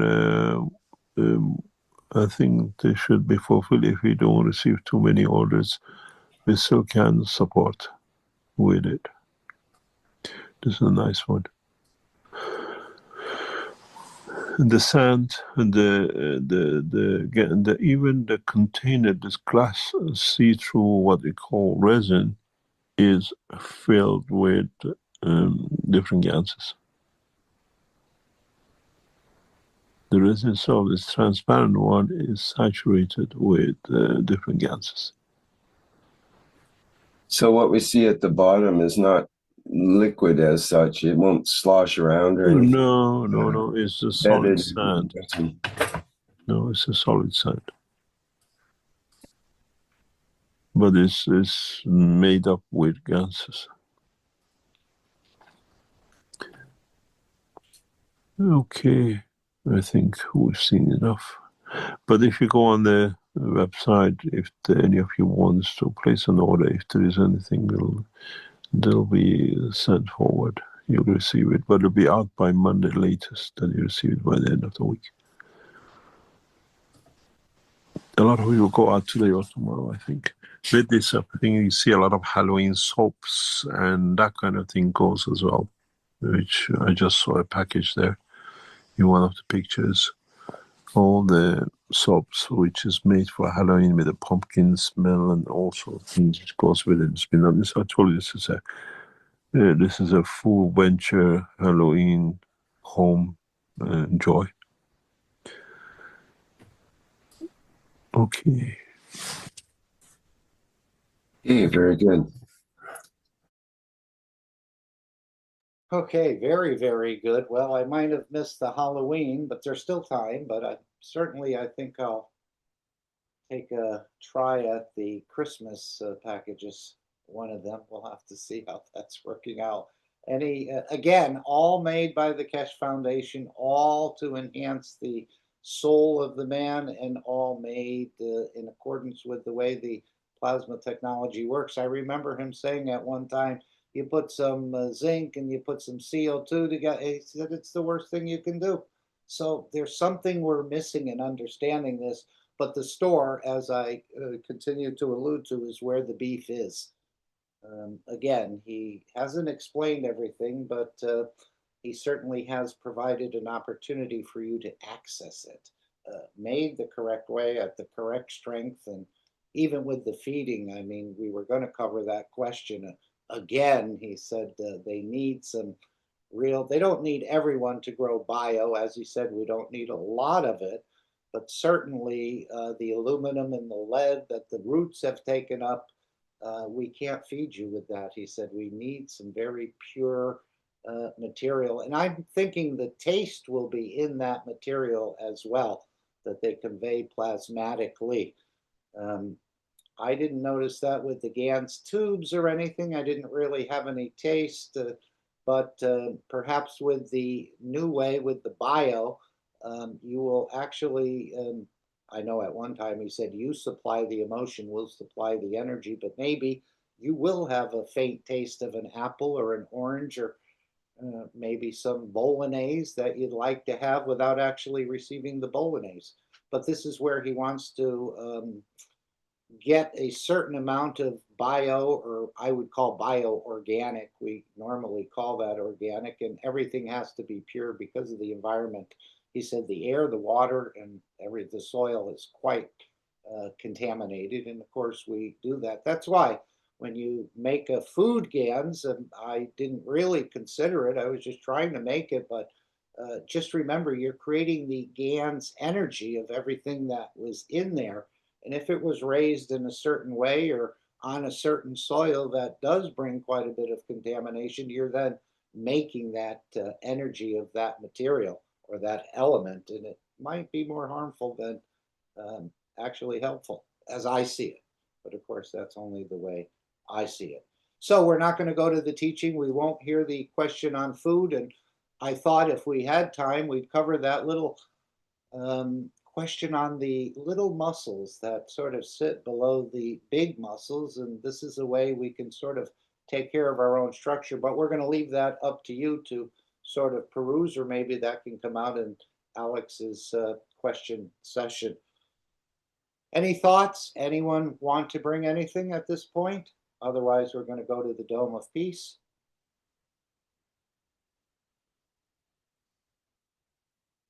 Okay, and this is again something that we can all participate in. As Mr. Keshe said, this release of GANS waters, it knows where to go and it knows what to do to bring a balance. This is something for our physicality to do. And of course, every Sunday at a certain time, and the Brazilians have put up this little background in a way for us, that at Sunday at 12 and 6 p.m. you can release the GANS waters. You're not sure how to make it, go on the Keshe Foundation wiki, or you can contact another knowledge seeker. Very, very simple process. You'll be amazed that you can actually do, in a way, a transmutation. And I'm sure Newton would be quite proud, because he was trying to do so many of these transmutations, but wasn't so successful. And if we set it the way the foundation sets it and follow simple procedure, and again, you can experiment with that, but it's something you can do, make for yourself, keep in your home, and then distribute it in different ways as a GANS water. And he jokingly said at one time, releasing of the GANS waters and how the Chinese were been doing it for a decade or longer, he sort of joked and said, this is the way you take over a planet. Now we know we've gone on to the second step of the Dome of Peace, which is the power of the soul. But let's hear from Stefania first in this initial part of a two-part. In a way, it's a twinity type. And of course, we'll continue to do this until we reach that permanent peaceful feature on this planet. I will look for it. I don't know if anyone wants to read this Dome of Peace. Anyone want to offer? I will With a nice read it voice. for you. Okay. This is what came in and what is now become a pattern. This is from a guy, I don't know him, but he says, please remember this Sunday and every Sunday from now on, till we raise the soul of this planet to a peaceful planet. Keshe Foundation knowledge seekers worldwide will spread the gas waters around the world at 12 p.m. Central European Time and or 18 p.m. Central European Time every Sunday at the same time as they choose which time to suit them. Thank you for participating in this greatest movement by the soul of the man to bring about the peace on this planet as the permanent feature of the life of this planet. And of course, you put your intentions into the water and the water carries those forward. So again, peace, kindness, elevation, and the rest, respect, humbleness, you can put in there whatever you want and release it. And not only release it once a week, but you can release it anytime you'd like. And you can release it the way you'd like to release it, whether it's in the windshield washer tank of the car, whether you put it down the drain, whether you spray into the lakes or the oceans, or however you want to approach this. But it knows what to do and it knows where to go. So let's go to the second step of the Dome of Peace, which is where we use the collective power of the soul. And this is the energy dimension. In a way, we've been talking about that we're still a bit baffled, and even the Universal Council is learning about this energy dimension, but this is where we collectively gather. And of course, I'll just bring up the Universal Council invitation to, you can participate whether it's CEST or CET time.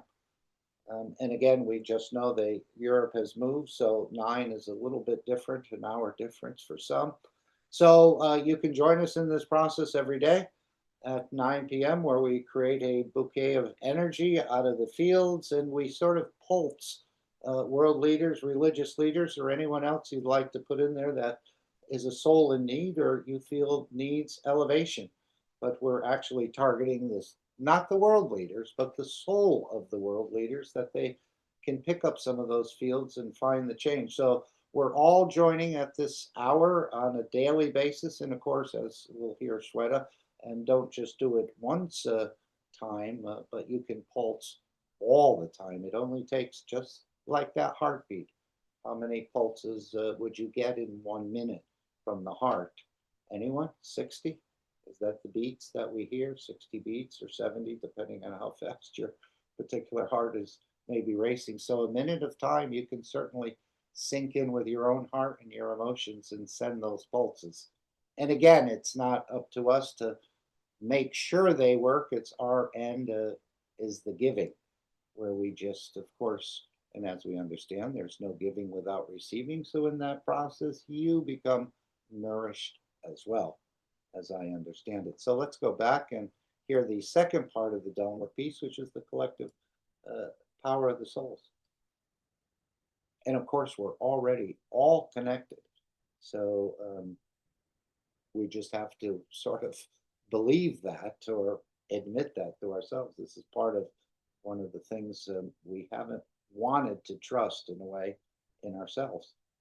As he said, some of us believe more in the GANs than we do in our own soul.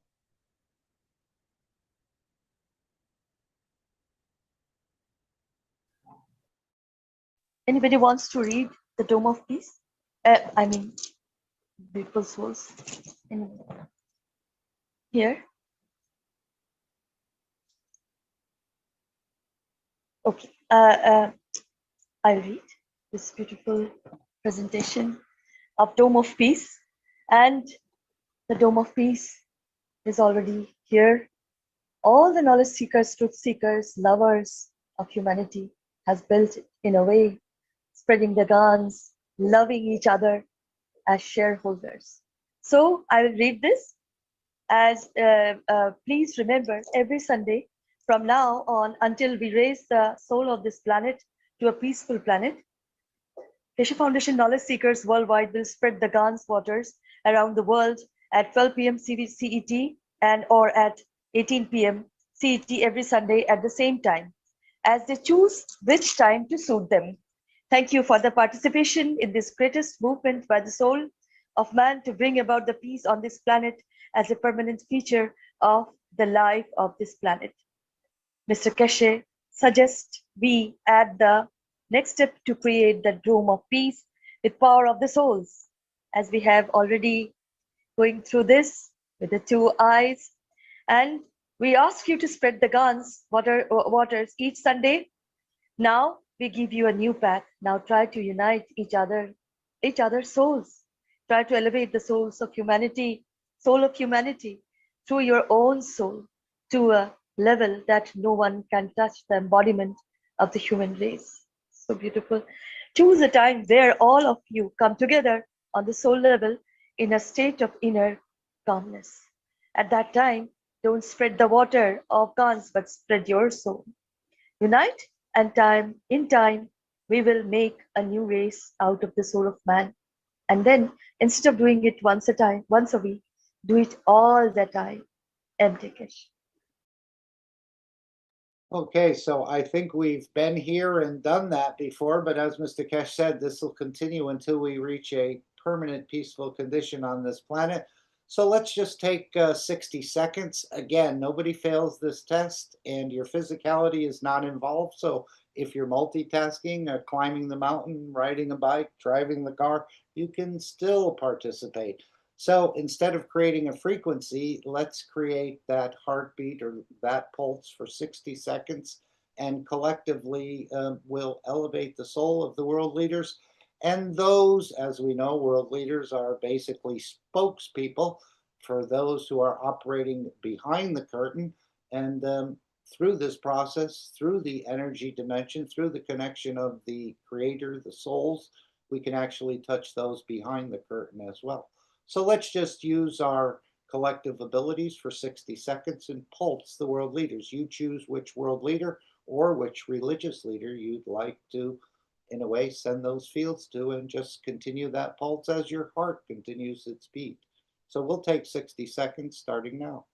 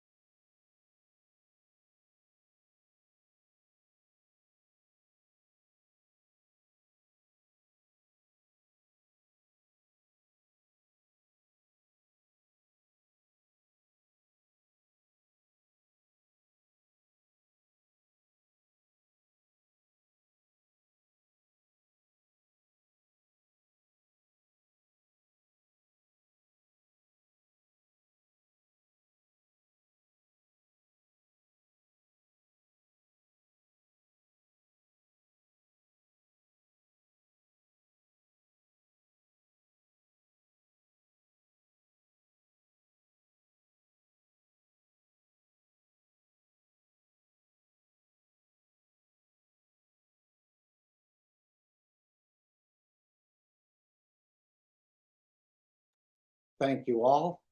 And again, no one has failed this test, and this is how easy it is working through the plasma than working through the matter state, which takes a lot of energy and takes a lot of work. Working through the plasma is very easy, it's direct, and it doesn't take a lot of energy. It just requires you to be present and maybe focus on something like this. And again, if you're feeling a little squeamish about using your energy dimension, you may want to join the Brazilian team. Of course, they made this background for Sunday, but they also have another background where you can join them. And for a 30-minute meeting on the one of their websites, keshbrazil.com, or the Telegram, or different ways in the Zoom to connect. They have a Wednesday intention at the 6 p.m., as you can see here. And again, it's a 30-minute meeting. You can join and just get more familiar with the others and start to operate a bit more on the energy dimension. And then, of course, daily, this goes on 7 days a week, as I understand it, at the, now it's CET time. So at 1 a.m. and you calculate out your time, you can join up with the Brazilian team and help them and support them in the same process that we just went through. And as Mr. Keshe said, the beauty of it is nobody fails this test, as we all have different field strengths, different energies, and we're giving through our emotions. And Ike has also reminded us that you can go to the 23rd Knowledge Seekers Workshop, about the last 20-25 minutes. And this will strengthen your understanding of a bit of how this process works. And this is where you can learn to pray through your soul. I think this is what Mr. Keshe said, or using your emotions to elevate the others. Okay. Is there anything else I've missed? Sorry for going a bit long, but we didn't start till about 1:30. So we're pretty much on schedule. If Alex is there and is ready to come in, we welcome you, Alex, for another universal teaching. This is the University of the Universe in a way. I kind of like that sort of. I know Ed uses the knowledge of the universe, but we're calling this in a way, the junior college, or for me, University of the Universe. Thank you, Alex, for joining us, and please carry on. Thanks very much, Mark. Thanks for leading the pack here, and let's get to some business here. Disclaimer: the information and education material contained herein is meant to promote the general understanding and dialogue of GAN's processing. Such information is not meant or intended to serve as a substitute for a healthcare professional's clinical training, experience, or judgment. For patients and individuals, such information is not to be a substitute for professional medical, therapeutic, or healthcare advice or counseling. For medical issues or concerns, including decisions about medications and other treatments, readers, viewers, listeners should always consult their physician or, in serious cases, seek immediate assistance from emergency personnel. Prescription information, procedures, and use of medical devices information should be undertaken only by properly trained and certified medical personnel. We specifically disclaim any warranties, express or implied, including implied warranties of merchantability or fitness for a particular purpose. Such information is provided, as is, and is believed to be accurate at the time of its publishing, but it is the viewer's job to evaluate the accuracy of any information found in this presentation. Every case presented is of their own experience, applied by themselves for themselves, and it applies to their case only. Every person experiencing health problems should seek professional medical advice and consult their course of treatment with a doctor. The processes of plasma balancing described herein are a natural process which supports the body but does not replace medical advice or therapies one is already subject to.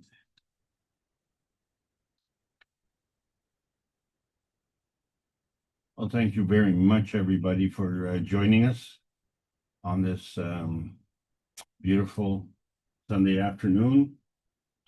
And let's just change the picture here. And we're going to be right there.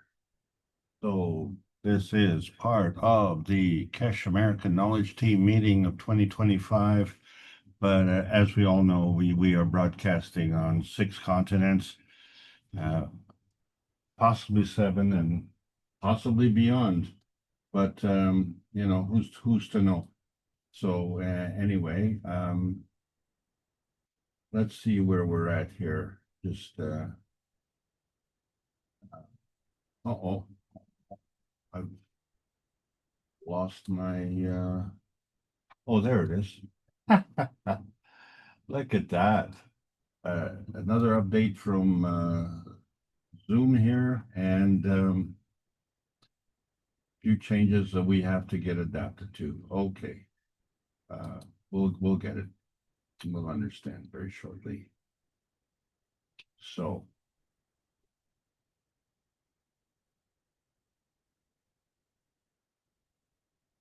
this is the Keshe Foundation Spaceship Institute Teachings on Plasma Science. We're discussing the intermediate GANS tech. The subject today is counterweight. My name is Alexander. I am from Canada. It's October the 26th of 2025. And this is part of the Keshe Foundation North America Plasma Education Series. So let us remember that we are all teachers in this process. And we're also all students. And so this is an ongoing process. And we have been trying to condense all the knowledge. And we keep stuffing the can here with many more classes. But it outlines a progression. in terms of our understanding, because this public teaching is trying to bring together the knowledge for the newcomers and without, shall we say, boring the mature knowledge seekers. The point of the matter is that we have new points of view, new ways of explaining things. And the thing is that each and every one of us has a degree of understanding and a way of conversing. And so this is what's important. Take what you need to be able to explain it. Stay within your own capabilities and make sure that what your intention is to convey the information in a useful way so that we can all achieve that practical application of enjoying peace and prosperity on this planet. So these are, in scientific terms, outlined in the books by Marin Tavakoli Keshe, such as book number 1, The Universal Order of Creation of Matter. And this is very important for us to discuss matter because this is how the scientific community relates to our existence. And so we see the matter state is a combination of these 3 energy states of matter, dark matter, and antimatter. And they come together and they create the matter. And so what we're looking at is the product of this coming together. And we know this is a product because we have the structure of light in book number 2, which shows that there are 2 matters at least, because the light has to travel between them. So now the creation of matter involves more than 1. And how many more? Well, all we have to do is look up in the sky and see all the stars, and to see all the stars in the Milky Way and the galaxy and the universe. And then this leads us to book number 3, The Origin of the Universe, where we see the breakup of 1 field splitting up into 2 fields, of which 1 is our universe, man's universe. That's what we see. There is another universe, our sister universe, which by the end of today's discussion, you will understand that that is the counterweight to our universe. So, although it's unseen and it's not often discussed, but what is discussed is for 400 weeks in a row, Rick Crammond and the Universal Council from planet Earth have been bringing together 1 planet, 1 nation, 1 race for justice and world peace, because this is the ticket. This is the traveling ticket to get to outer space and to join the universal community. And did we know that that is our objective? Did we know that that even exists? Well, we have to understand that there has to be a counterweight somewhere to allow that to happen. And so this leads us to the plasma rule, where we have been adopting a position where the higher strength eats the weaker strength, or the higher strength beats the weaker strength. And so that area of interaction becomes the transaction zone. So is that zone a point of conflict, or is it a binding zone? Either way, it's an inertia density manifestation. And so in this process, we need to explain what that means. So energy binding is very, very important for the purposes of our self-serving needs. And these self-serving needs revolve around the dimension point. Problem with this dimension point is that it is at the expense of others. And allow me to adjust the screen here, because we have done something wrong, so that we can see what's going on. There we go. So that's the point. It's at the expense of others. And we see a lot of profit in that, don't we? Because our esteem, our prestige, our position in life is kind of measured around our so-called success. And the measurement that we use for success is money. So, you know, the more money we have, the more prestige and power we have. And then, of course, there's two ways to achieve that. You make more or you steal more. And it seems to be easier to steal because the other that you steal from then becomes lesser. And so if you want to be more, you can do more, be more, or you can take it from someone else to do less and be less. And so this is the fallacy that we've been accustomed to. And the reason I say it's a fallacy is because it implies a success. Many of us measure our success by the amount of money that we have, but we don't think there are any penalties in our bad behavior. And so our general bad behavior is dictated by what we call the war pigs. As we know, this is a balance counterweight between power and people. So the power of a few govern the people of many. And of course, the fallacy in this is that they're fighting for peace. So the ways and means that you want to achieve something is the ways and means of the shall we say the intent. So if your intent is peace, the ways and means of fighting is not very peaceful. And does it have to be at such extremes? Is peace a counterweight for fighting? Or can we say that fighting is a counterweight for peace? Well, the war pigs would have us believe that. So is it not possible to achieve peace and prosperity in peaceful manner?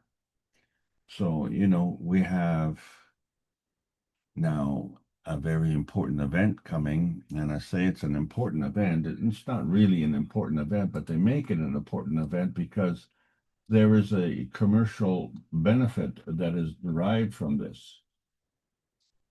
And for some companies, Halloween is one of the most lucrative days of the year. And what it indicates really is how many people have bought into that system. And what we see is that it is kind of they turn this into war pumpkins, actually. We call them jack-o'-lanterns, and it's kind of fun to carve out a pumpkin and then put a candlelight in there. And then we have all these witches and goblins, and the whole purpose of that is to kind of instill that eeriness, that fearfulness, you know, that make-believe world where we get scared. And so we dress up our homes to be, oh, so scary. And we invest an enormous amount, and then we do all these other things that go along with it. But as we realize, the reason there's so many people participating in this is because they have bought into that system. So where's the counterweight to that? Well, one of my favorite games used to be a game called Stratego, which is a chess-like strategy board game for 2 players, and each player controls 40 pieces. And these players have the ranks like of an army, and at the head of the army is the marshal. And so when the pieces attack each other, very simply, the higher rank wins. But interestingly enough, the highest rank, the marshal, beats everybody as long as the marshal is attacking. And so if we look at the Crusades and how if we remember King James and these other kings in our crusade times back around the 1100s and 1200s, they used to lead the charge. That's kind of different from the kings of today who kind of let you lead the charge. They just give the orders. But interestingly enough, there are spies.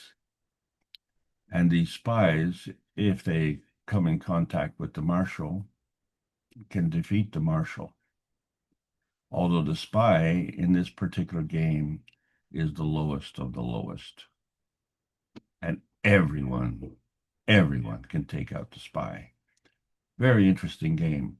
The main reason I liked it is because it didn't involve dice. It was a strategy game. And of course, the strategy game of all games is chess. And where we have kings and queens, and we can see all the players, and we can see the chessboard. And then, of course, we have pawns and strategies that go around that. So there's nothing hidden like in Stratego. Everything is out in the open, and yet it still remains a competition. But the whole point is to capture the other team's king. So in effect, it's another war game. And so these games can be fun, but, you know, they involve conflict, don't they? And then, of course, everyone's favorite game, Monopoly, where we have landlords and serfs. And of course, the winner bankrupts the other players. And there's one thing that I've noticed with respect to that game, and it's kind of fun to play, but in the end, one winner bankrupts the others, and the others have this enormous resentment. And so I've never found that game to be very satisfying in its conclusion. It's only fun while we're playing because we're exchanging money and buying properties and rolling the dice. But it nevertheless becomes a game of conquest. So there is a kind of conflict. And if we were to look at what we call terracing, an easy way for us to move things is let it flow. And so if we were looking at two reservoirs here, and there's no flow connection, in order to begin that, you need an external pump to start the flow. And so the pipe connecting the two is the transaction zone. But the key thing here is that you need an external pump. But what we find that once you complete that terracing action, there's a connection by gravity. It creates a falling gradient. And so this pump connecting the two reservoirs is a transaction zone. And you don't need a pump to pump it down the transaction zone, but you do need to maintain the upper reservoir so that the water can flow. So it doesn't need an external force to go through the transaction zone. That is the point. The water coming out of the hose is a counterweight for the water coming into the hose. And so this is one form of understanding angular density because it's falling, and we fall into increased density, which causes increased pressure. And of course, this is all related to gravity. But from the plasma point of view, it's an increased dependence on Earth space feeding. And so that internal pressure is like a popcorn, and it creates a Gans within us. And that Gans has a tensity. That tensity is the physical bag that we live in. And as we occupy that bag, we have fallen in. we're fallen angels, or so they have us believe. But you see, angular momentum is conserved. So if there are fallen angels, then the question is, where did they fall from? And what is the counterbalance to that? So this is the louche dilemma, you see, because when we're harvesting this louche, it's stealing the honey from someone else. It's stealing your honey. That's where our single-minded intention, as it's repeated, becomes a hive mind intention. And then that gets ingrained as a GANS intention. And that's the thing. That is one of the reasons we're not allowed to join the universal community, because they don't see our actions, they see our intention. And that intention is conveyed emotionally by the GANS. And so that becomes the counterbalance to what we have. And you wonder, well, why are things the way they are? Why do we need more vitality? Because we're used to being and growing and becoming old and decrepit. But now we're finding that those two words don't necessarily belong in the same sentence. In fact, we can substitute the old for young. And so we still become decrepit as a louche leaker, but instead of being old, we can become young in that process. Either way, it drains our vitality. So what we're looking at with the plasma science is to enhance the vitality. And of course, we need a balance between the emotional and the physical parts of our existence. And that is and acts as a counterweight, because one is dependent on the other. You cannot exclude them from your existence. So when we look at the 10 Commandments, we find that we as humans were given these 10 Commandments, and then there were missing commandments. And then, of course, number 11 is my favorite because it's the most destructive as I see it. Thou shalt not lie. Well, many of us do, and we don't see the consequences. And so we are missing the obvious counterbalance. But the shocking detail comes when we lie to ourselves.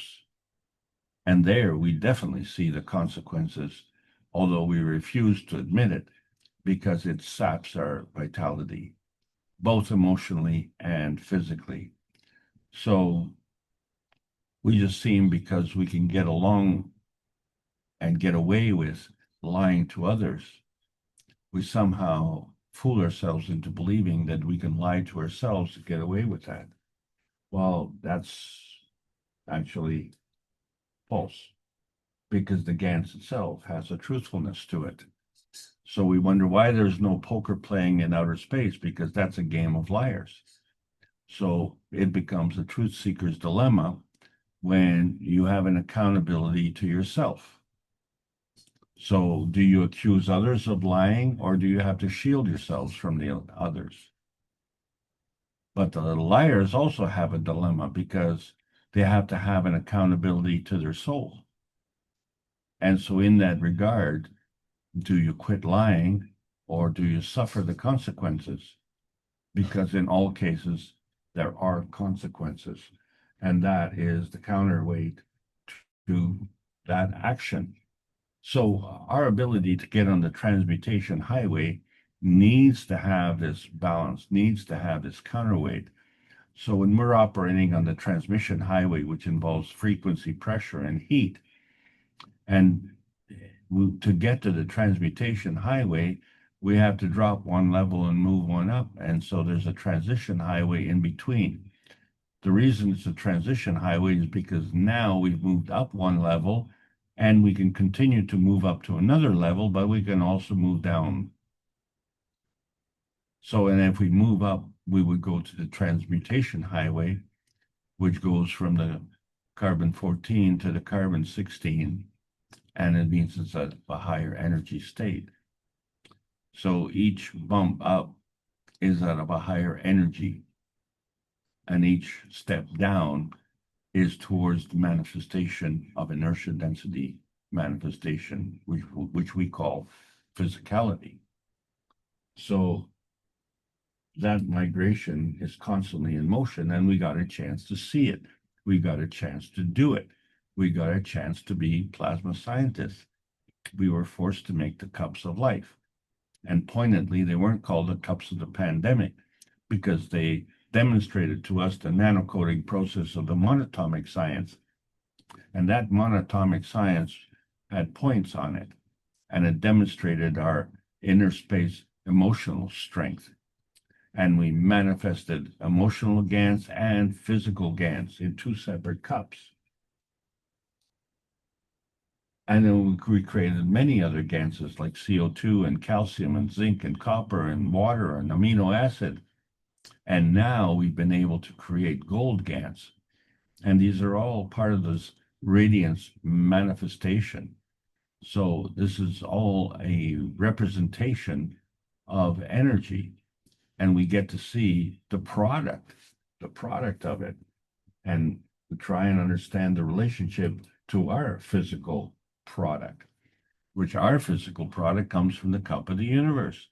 So when we bring the copper GANs, which is physical, and the zinc GANs, which is emotional, and bring it together with the carbogen, which is our connection to the universe, so we have these three fields coming together, and so that becomes the counterweight, except that we also have a physicality. So interestingly enough, our brain is a counterweight to our physicality, because these cups are different, and yet they are in balance. And we know they're in the balance because most of us have a brain and we walk around. So these relationships represent the magnetical and gravitational relationship and the soul radiance, which comes from within. But it isn't manifest in its physicality until it comes together with the earth cup, which is an environment. And so that cup relationship with the environment cup is inertia. And that inertia is always the coming together of two fields, and the coming together of these two fields, in general terms, is an inertia density manifestation. But we've seen these fields sometimes explode, and that creates an interesting concept. So why is it sometimes increasing towards density and other times exploding? Well, it's always doing that because there's always a counterweight. So when we talk about susceptibility of maintaining that counterweight, we know that something is something and nothing is nothing. If it's nothing, it doesn't exist. But if it's something, it's always something as opposed to being something else. And so when we look at the GANs in its basic form, and we look at the top of the cup that holds the GANs, and we look through the water in the bottom, we could start to see that transaction zone forming a circular pattern. And then we look at the carafe on the right, well, that transaction zone literally displaces the GANs and creates a hole in that GANs. So we still have the GANs, but now we see that there's a dynamic action taking place. So where's that energy coming from? What is the counterweight to that action? Because there's no pump, there's no terracing, there's no hose connecting it. It's just sitting there. and yet there's plenty of action. We have air, water, glass, GANs, and a hole in the GANs. So this is all part of the transaction zone. Well, what exactly are we transacting? So in the plasma science, we say the two forces come together and they create a field. And so the kinds of forces and how they come together determines the susceptibility in singularity, which is to say anything can be created when two forces come together. So it all depends on, shall we say, the field strength. But when we look at the susceptibility in duality, here we find that we can have rotating balls, which are physical, and they create plasma fields, which are non-physical. And then collectively in a star formation, we find that we can create a plasma in the center, another transaction zone. And that is created from all the other fields. So, however, there's no external pump. There's no terracing. There's no connecting hose. So then we find the mystery of the nano alignment when we take the copper wire and nano coat it, but it's not copper, it's carbon nanocrystals. And when they have a field alignment, then we create a magnetical field. And in its relationship with the gravitational inertia point, which is at the core, and the field alignment, now we have a direction of flow. Well, isn't that interesting?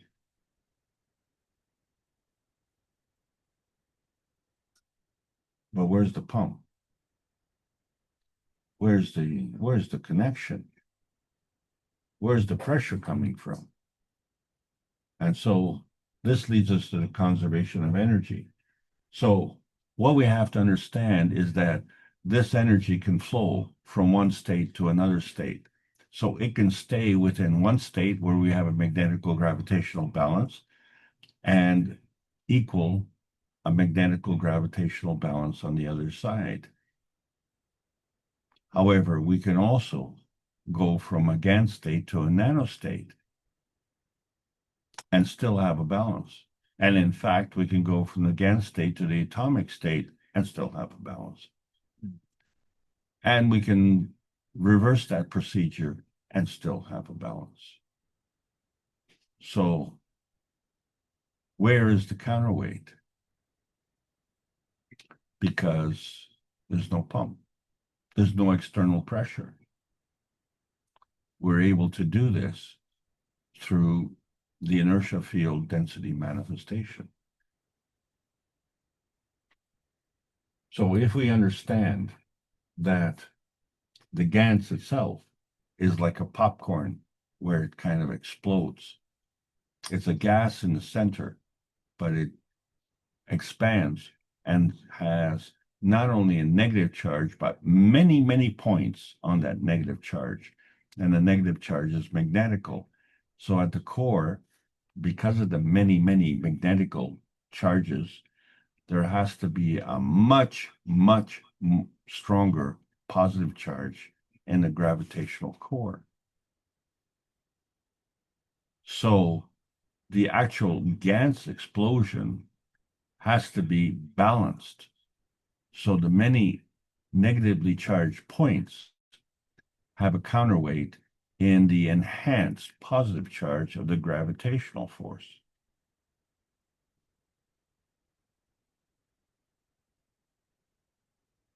We didn't need a pump to do this.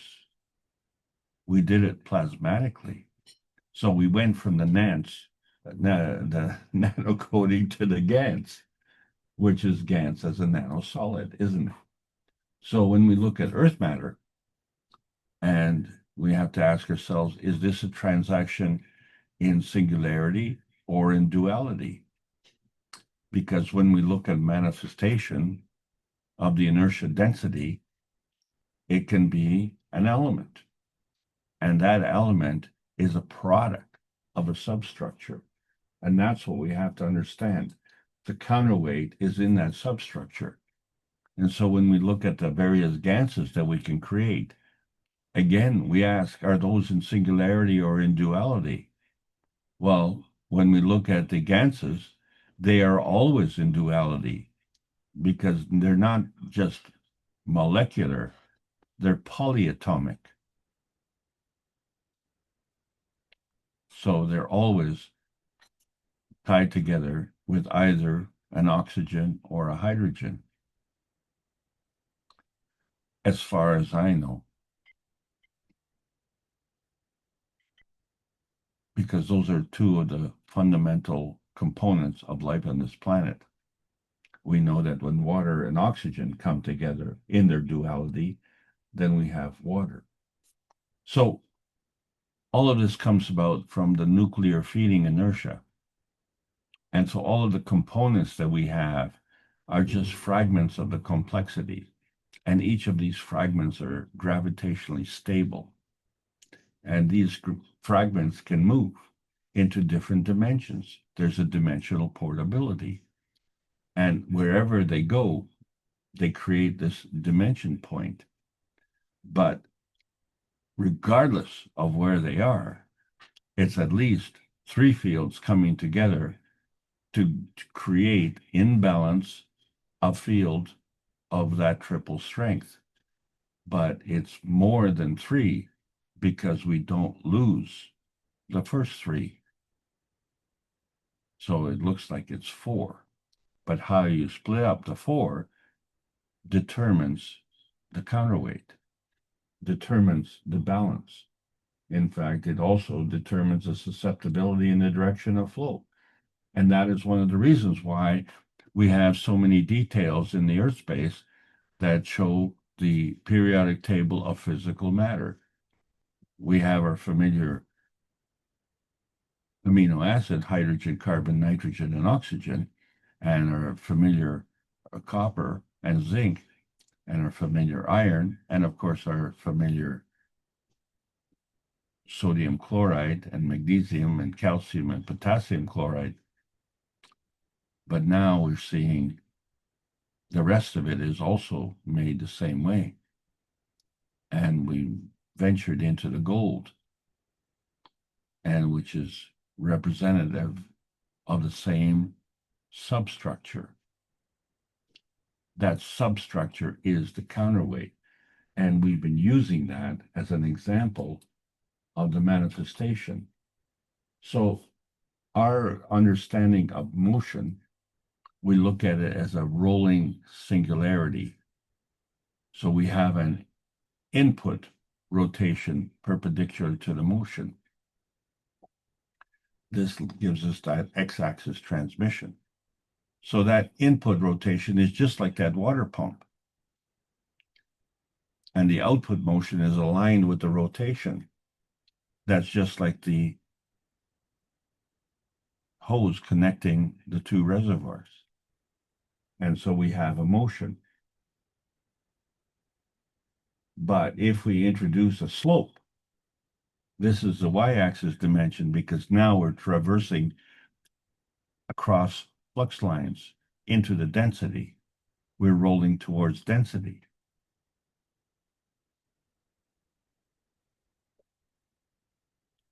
We don't need the pump. We don't need the engine running because there's no perpendicular input rotation. It's just rolling down the hill. But if we want to keep moving, then we have to have this input rotation carrying on. So we can, in fact, get motion. And so when we look at a car and it's driving, what is the difference in the position? Well, it has to cross this transaction zone. And what exactly is happening in that transaction zone?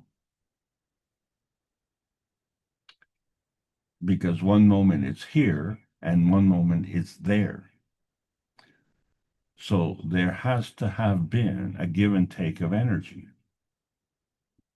And we simplify it and say, well, there's gas in the gas tank, and the driver is stepping on the gas pedal. And so these are inputs that are affecting the perpendicular motion. But is that the only thing that is going on? Or is there some other kind of counterweight that's happening? Because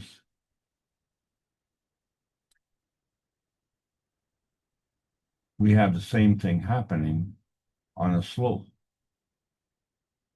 But the thing is, we can roll down, and as long as we still have the engine running and the gas pedal and the gas in the tank, we can go up the hill as well. So we have a downward trend and an upward trend. And either way, we're crossing flux lines. So the counterweight to traveling allows us to go through peaks and valleys. And there has to be a pivot. And so this slope, it leads us by attraction. So whether we're sloped downwards, we're downwardly attracted, or if we slope upwards, we're upwardly attracted. I said, well, I'm just stepping on the gas and I don't see the attraction.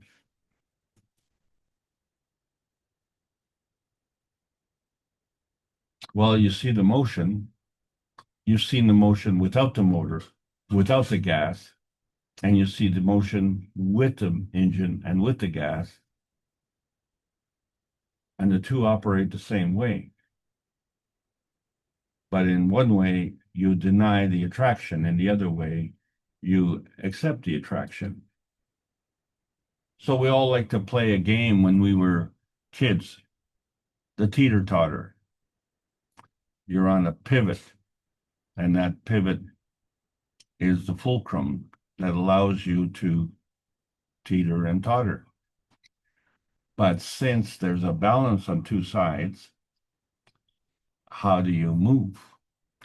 Well, the one at the bottom has to literally push up with his feet. Well, what happens if you have one heavyweight on one side and a lightweight on the other side? How do you teeter and totter? You just push up with your feet, and you have to push up harder if the other is lighter.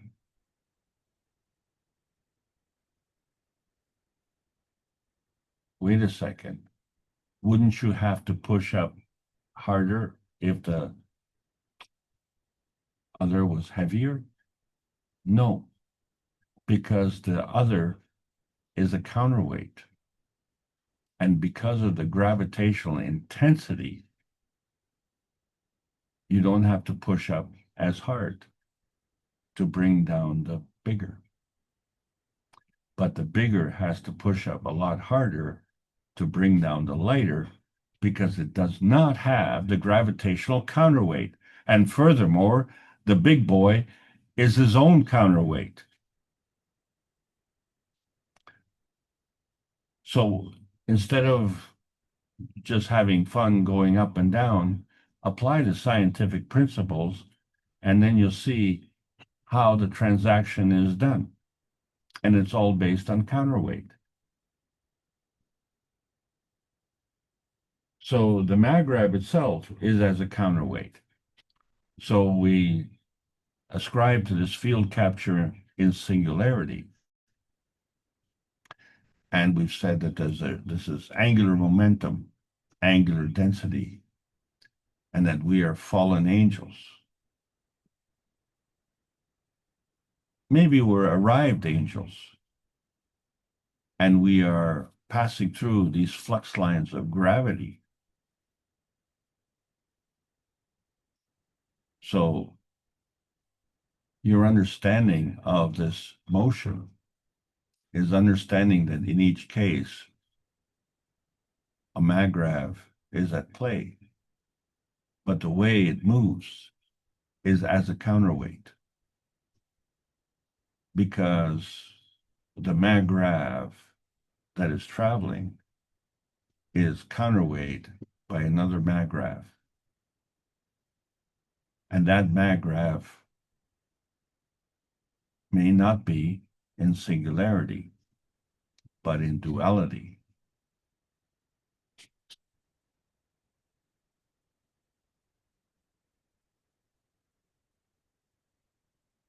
This you have to understand when we look at the Gans counterweight.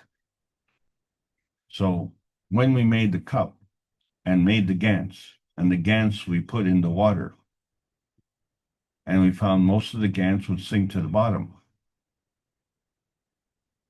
And the way it sank, it was going through a motion of a gradient transition. And some would go faster than others, which indicated the steepness of the transition gradient. But in all cases, it was an energy exchange.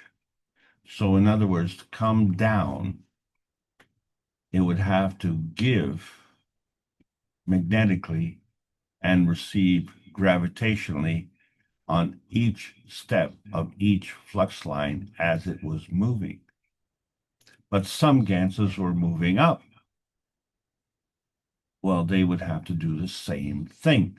They would have give the energy and move up and take the energy to move up. So in other words, you have to drop one and pick up another.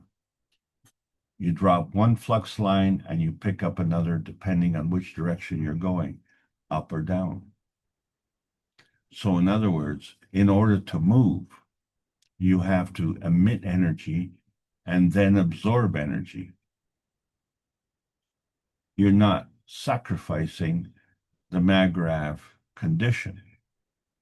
What you are is using the Gans as a counterweight, because the Gans has a high susceptibility of giving and taking energy, and it has a comparable affinity like water to exchange energy. And so this was the big revelation when we made the cups of life.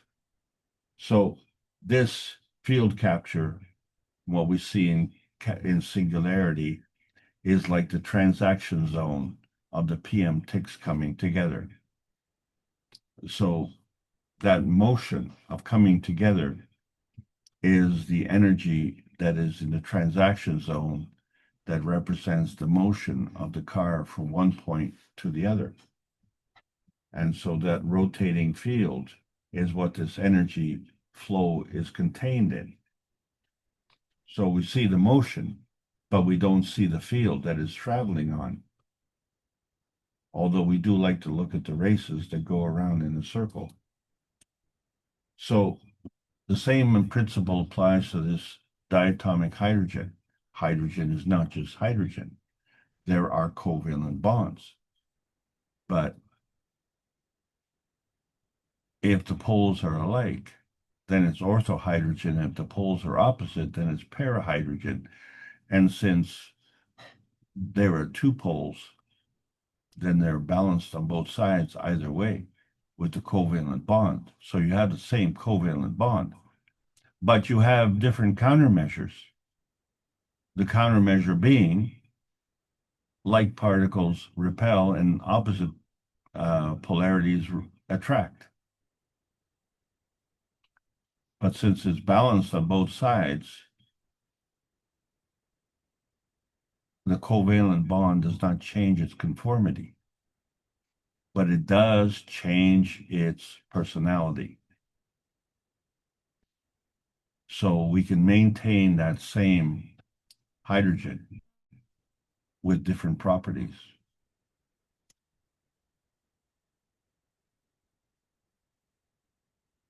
Those properties reflect the countermeasure. So we look at the transaction zone of cars racing as part of the field capture in singularity twice, if we say that two cars are racing. And so we measure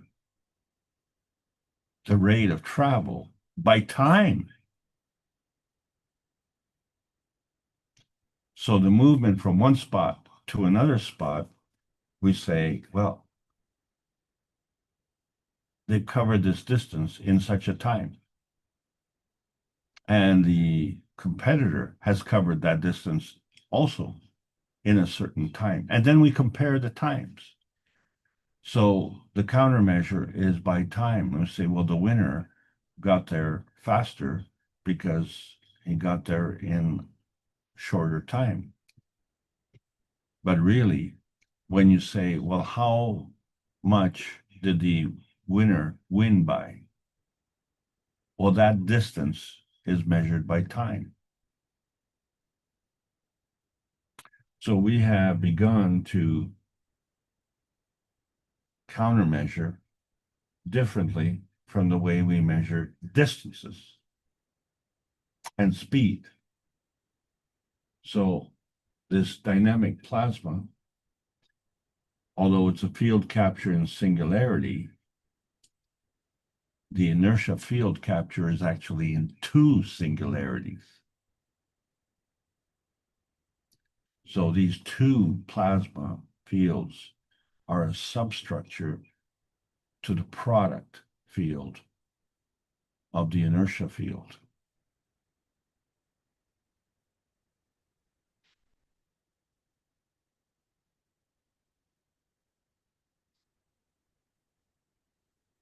So case in point is interacting spheres. So where you have the North Pole connected to the South Pole and the South Pole connected to the North Pole. So we see that the MAGRAV energy transfer state from a polar point of view is going in two directions, where one is the emission pole and the South Pole is the absorption pole. But when you flip the poles around, then you also have to flip the path. And then there's a crossover. And so these two interacting spheres create a view, a polar point of view. And that is that mass point of view.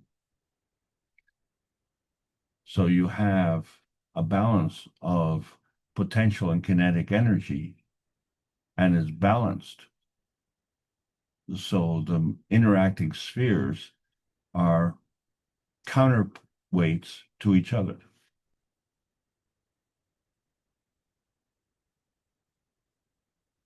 And there's no pump, there's no hose connecting, there's no terracing. So this means when the radiance pole flipping occurs, it has to account for this vertical emission, which is part of the feeding radiance. And then this vertical absorption, which is part of the feedback radiance.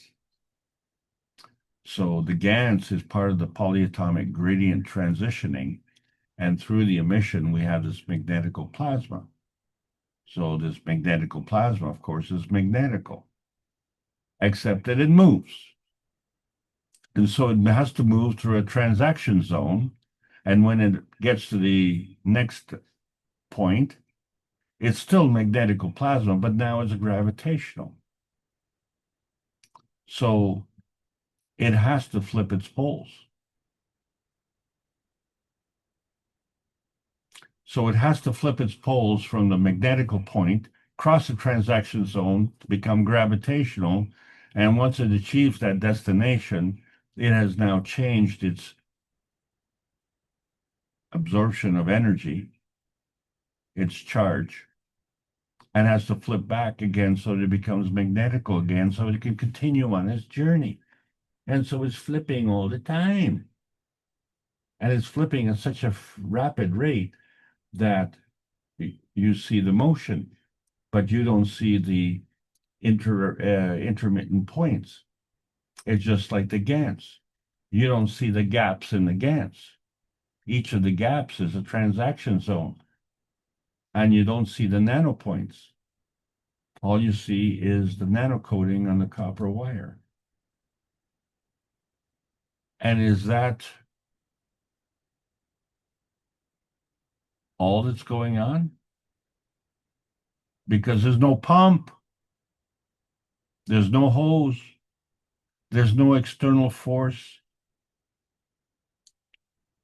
that you can see, but there is a cosmic ray feeding. And that feeding will come to that magnetical plasma. So now it has increased its charge, and therefore it's giving and moving and becomes gravitational through the polar flipping, because now we're facilitating the vertical absorption. But where's the counterweight to the cosmic ray feeding? Because it's coming from the vacuum of outer space. So we see that the counterweight is the gravitational plasma in the plasma core vacuum. It only makes sense because the core is gravitational and the flux lines going around the core are magnetical. So you see many, not only MAGRAV positions, but you see the counterweight of these transactions. So all of these transaction zones are telling you that there are plasmas that we can't see that are facilitating the transaction, and there is an interaction. So just the motion of one magnetical energy moving to a gravitational point, just one motion, one singular motion, could involve very easily 5 transaction zones, because not only is there an external plasma interacting, so there you have a transaction zone, but the result is interacting with the fundamental core transaction zone. And then the sum of all of these transactions is the transaction zone of motion. So you have to look at each transaction zone as being balanced by a counterweight.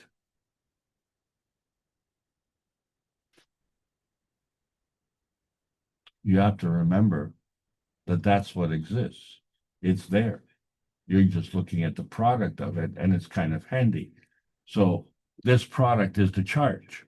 So it's a representation of the magnetical emission and the gravitational absorption. And that is changed by the rotation, the speed, and the strength, and the direction. So we have the emission that's magnetical and the absorption that's gravitational.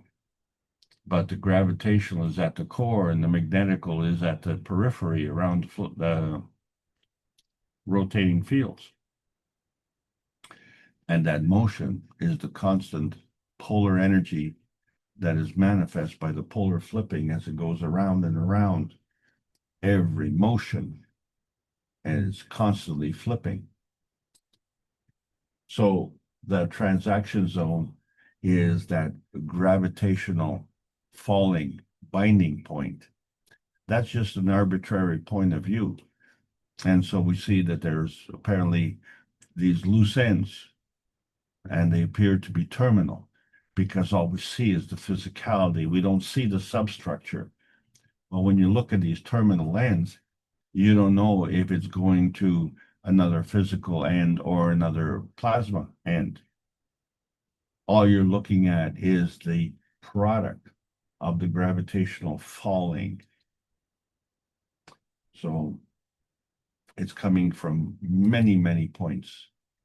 So when you look at the basic interaction, what we call the transaction zone at the gravitational inertia point, you have these star inertia gradients where you have this gravitational magnetical point of view and this magnetical gravitational point of view. And so each one is susceptible to increase or decrease, and each one is a counterweight to the other. That is why you have many turning points, because factors come into play and they're not always the same factors. So things are changing all the time. But each change is counterweight. So the concept of duality involves 2 points. They work in tandem as a partnership. And why are they as a partnership? Because one is impacted by the other. So whether you're moving from one to the other or balancing from one to the other, they act with this twinity action across the transaction zone. So whether it's in a plasmatic state or whether it's in a field state of a physical state, it's the same thing. So when we talk about ray motion, then when we look at the creation, which is a balance between natural creation and natural decay on one side, we have to understand that there's a boundary to the other side where we also have natural creation, natural decay, but in a different energy state. And so this boundary creates this bond. That bond is the transaction zone. And you say, well, what are we bonding? Well, we're bonding one side to the counterweight on the other side. But we haven't specified if it's in physicality or if it's in a plasma state or all states in between. And it doesn't matter. What matters is that you understand that this concept of the twinity is the same when we look at 2 points of the nanotech or 2 points of the picotech or the star tech. All of them involve the twinity. So we're now discussing the intermediate GANS tech. And so we see the giving of energy in across this transaction zone, which is amplified by many orders of magnitude because of the many magnetical points that were created. So it's increased the energy and the susceptibility by orders of magnitude. And this is why we have so many polyatomic inertia gradients, because there are multiple turning points in this. And so there are multiple transaction zones, and they're all undifferentiated, all unspecified, but the structure remains the same, that star to star creates a gravitational bonding area or a magnetical bonding area, depending on how the poles are arranged. And then each bonding area can be bonded together. And they would also be in a relationship of counterweight. So the magnetical counterweights the gravitational, and it's confounding to understand that because the magnetical is so tiny and the gravitational is so large.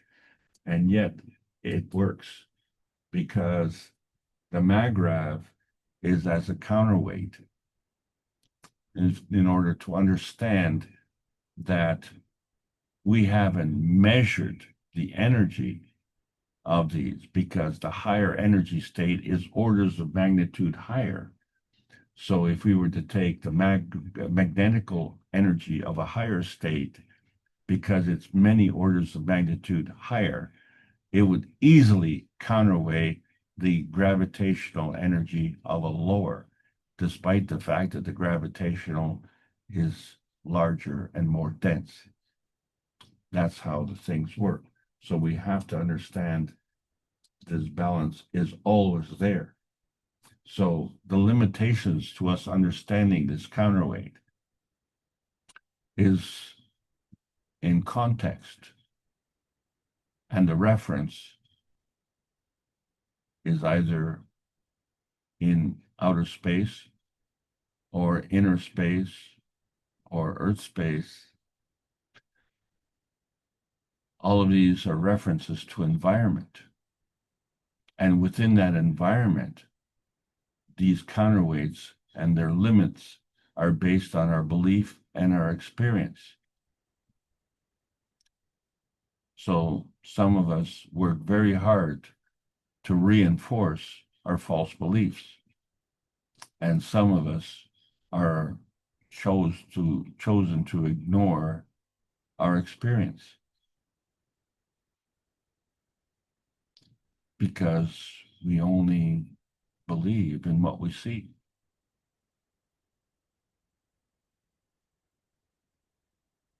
And that's a tough one. And it puts a tremendous limitation on our ability to move forward.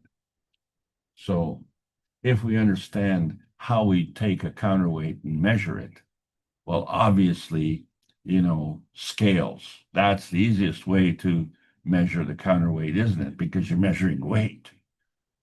But when we talk about the conservation laws, that's a balanced equation. But look at a marriage, the coming together, the yin and the yang. Elevators are easy to understand the countermeasure. The big elevator cabin that you ride in is counterweighted by a heavy weight. And so as you go up, the weight goes down. As you go down, the weight goes up. And so that's what travel is. That's how the counterweight is measured in travel. One moment you're here, then you're over there. And the difference is the travel. Well, lifetime memories are also counterweighted. We talk about the past and the present. So we see a direct relationship. But do we see the ancestral memory, the relationship between our RNA and our DNA? Because one is the counterweight to the other. The RNA being the ancestral memory and the DNA being the lifetime memory. So the counterweight measure, when we're looking at the physical state and the atomic state, are gravitational. Why? Because the physical state has a weight, but the atomic state has a mass. When we go to the periodic table of elements, we can see the mass. But in the nuclear state, we achieved 129 Tesla, highly, highly magnetical in a highly gravitational environment. And now we're exploring the plasma state, which, like the racing cars, involves time. These are the different counterweights, measures. So when we're looking at the dynamic plasma relationship, we have to understand that there's a horizontal transmission and a vertical transition, and there's a transaction zone in the core, and there's a transaction zone in the motion around that core. So we have this Earth space point within this Earth space field, and that is our environment. And so the creation of free plasma is to understand the creation of life with the carbon, oxygen, hydrogen, and nitrogen, which gives us the star formation of the magnetical force fields of one transaction zone. And so if we understand the counterweights, there's another transaction zone that is equal.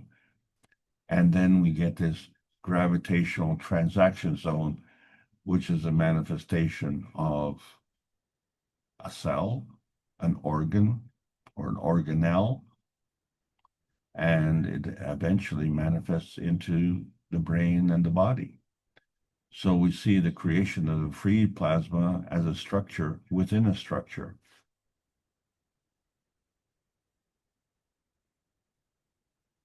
And the counterweight, of course, is the substructure.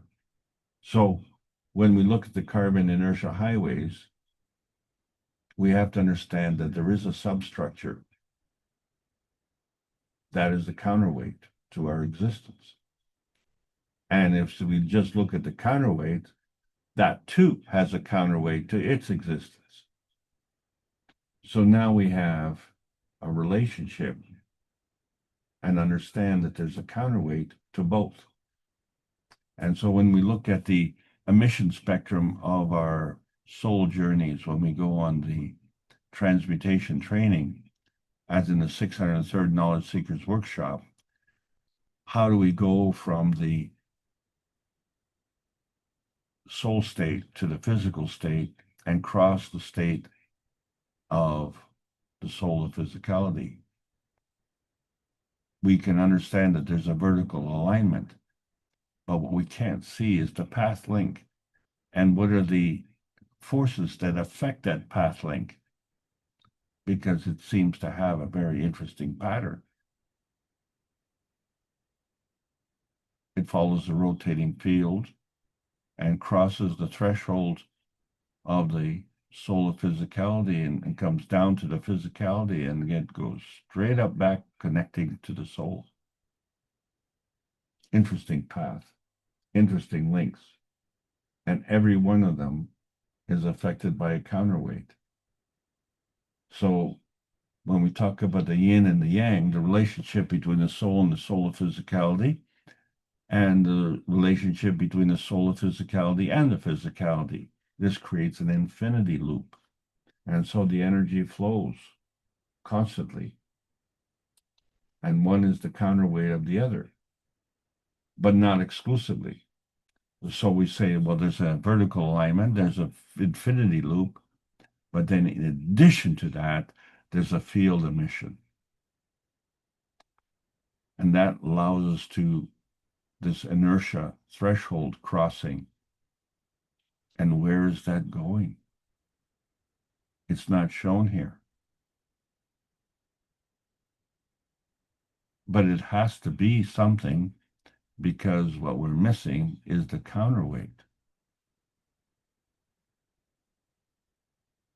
So if we understand how GANS flows in water, we find that water can exchange energy. So therefore, water can give and take this energy. It is important for it to facilitate its motion. GANS also gives and takes energy. So that energy constitutes a magnetical energy or a gravitational energy. And the GANs can exchange both, because it can magnetically go to a higher energy state or gravitationally go to a more dense state. So these are the varying MAGRAPH pathways. We call it the gravitational intensity of attraction, which is part of the feedback process, and the magnetical outintensity action of repulsion, which is part of the feeding process. So the coming together of the creation of matter, of the electron and the neutron, are the same. And yet they're not the same. So as we explore our understanding, we have to understand the peace dome reactor involves the shielding of us. That's a dimension point. And a positioning, a star positioning, is another dimension point. And of course, there's the possession, which is another dimension point. So all of these points have a counterweight, and we can't see them. But what they are connected to is through our attention. So our community has a unity, and that unity is within the community. And it's also part of our inner space unity. So there's a transaction zone between that mental and physical bonding, that soul and consciousness bonding, that energy and intention bonding.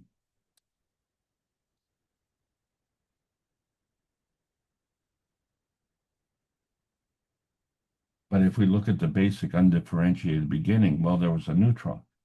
What kind of neutron? Well, I don't know. It doesn't matter. It's undifferentiated. But it created an atom.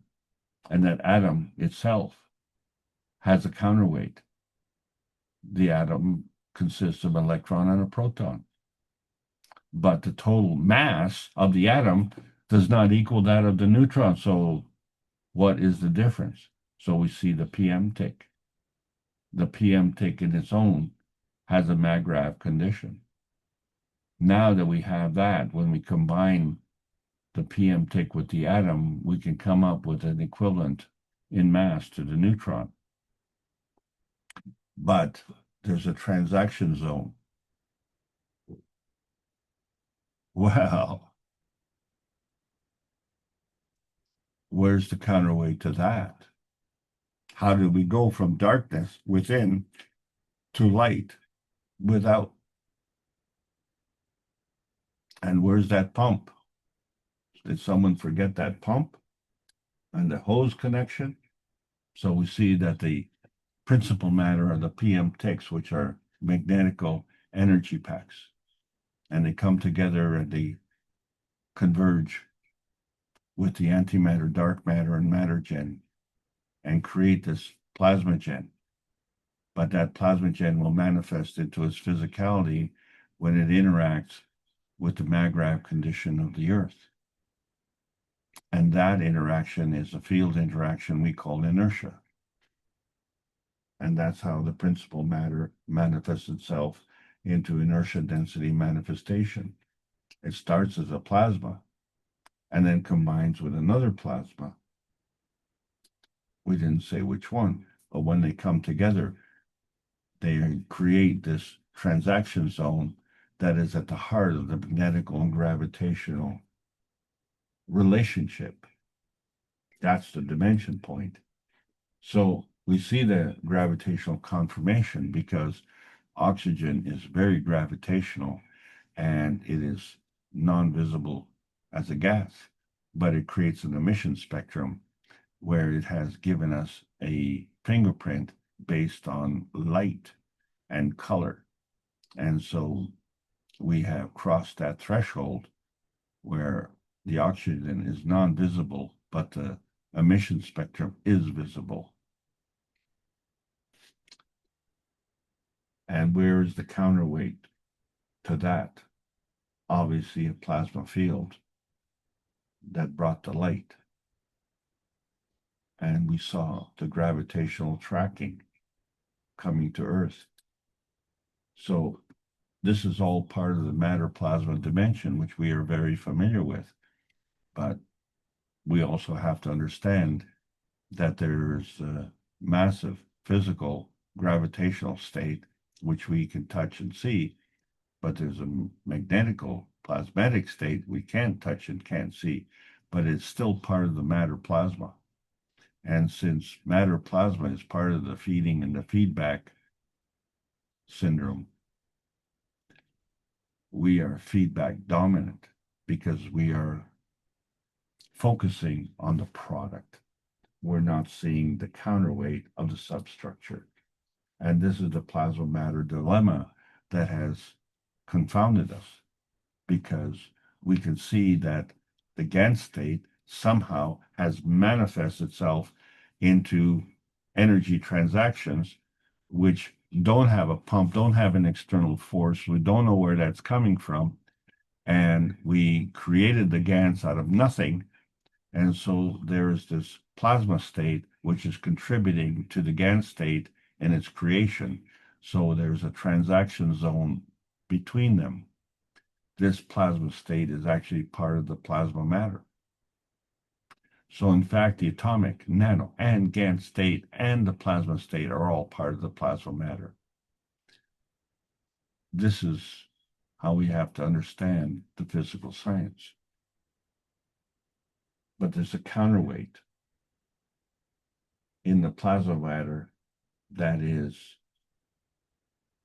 not matter state, but in that exclusive plasma state. So what we're seeing is the molecular matter, that communication link between two masses. And we see that we have a gravitational and a magnetical orientation and a magnetical gravitational orientation and a transaction zone. And that's how we have created our Earth space. And atomic matter is created the same way. The transaction zone to create the atomic matter is facilitated by the neutron and the PM tick. So as we cross the threshold of matter, we see the singularity of each field and the coming together, the duality of the maggrav of the inertia field. So the conversion of that is gravitational, the plasmatic substructure being magnetical. So the star formation allows different points of view of Magrav's singularity. So for what's important to us is that soul point of view and the soul of physicality point of view. Now we've come to the threshold of awareness, and it will affect our physical interpretation. Not just you, but that collective point of awareness. And that is now facilitating a different kind of gravitational view.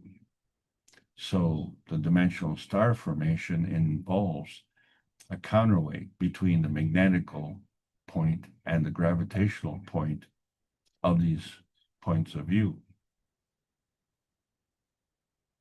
And it's changing in energy. Because there's a continuous connection. And that continuous connection allows us to know by that connection without a pump.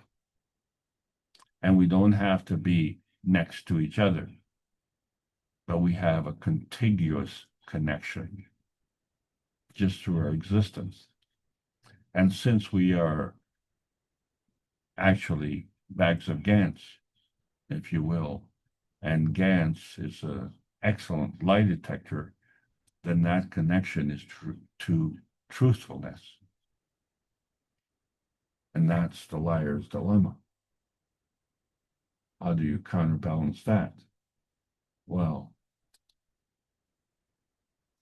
we have many ways to facilitate artificial awareness, where we have this generational point of view, and the artificial intelligence helps us rapidly learn that. But how do we go beyond this rapid historic generational learning? We are sitting at the threshold of transgenerational awareness, which connects us to the teachings of the Creator. So we cannot depend on the lower energy communication. We have to transcend that and move to the higher energy state, because that performs at many orders of magnitude higher and achieves a greater awareness. So we have to move from this field of supplementation that is due to consumption. It's all part of our acquired knowledge, which is actually a conditional teaching by ancient teachers. But we've been restricted from the unconditional teaching by the Creator. So this means we have a new awareness, and we can cross that bridge, that historical threshold between the cosmic feeding and the loosh harvesting. So this burden that we have, humanity's cross, the connection between the soul of physicality and how it crosses the threshold of the soul of physicality, is how we play the game. And what we see in the 609th Knowledge Seekers Workshop, how we progressed, we've been able to literally move from that over-dependence on the physicality, and it's tough to see in this picture, but this is the emission spectrum of our souls and how they have been increasing in awareness, and they're literally gravitating to the higher energy state of the soul awareness. And the thing is, we see the fingerprints of the amino acid of life. Amino acids are the building blocks of life. And so the amino acids that we see are really a product of the substructure of the amino acids of life. So as we head into uncharted territories, and we are with the herd at this turning point, because there's many stars beyond the single nanomonatomic state, covering that range from decay to radiation. And there's an ancestral intelligence that is reflected in us because we are the technology. We are the inertia product. We are the image of our dimensional convergence point. Excuse me.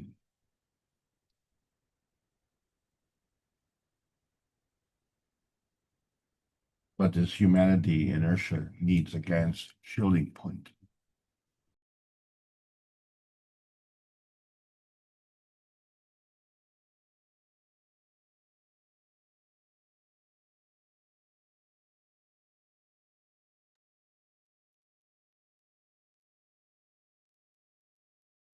We are confronted with hostiles, with aggression, with environmental harm. There's a lot of fear-mongering, emotional abuse. What's the counterweight to that? Well, let's look at time as a counterweight. We talk about transmission as it relates to frequency. We talk about transition as it relates to amplitude. We talk about transmutation as it relates to containment. And so when we're racing cars, we use time as a measure. But we also use time as an earth-space reference. We have days, we have years, light years. But zero time is an outer space travel reference. So somehow, some way, in the advanced knowledge, we see the time versus zero time as a counterweight. This is what allows us to cross the memory threshold. There's a tipping point, that long-term memory of our lifetime, and the freedom to cross this memory threshold connects you to your memory. So we're well familiar of a lifelong memory, and we're well familiar of a historical memory. But there's an ancestral memory that's embedded, and there's a universal memory that's also embedded.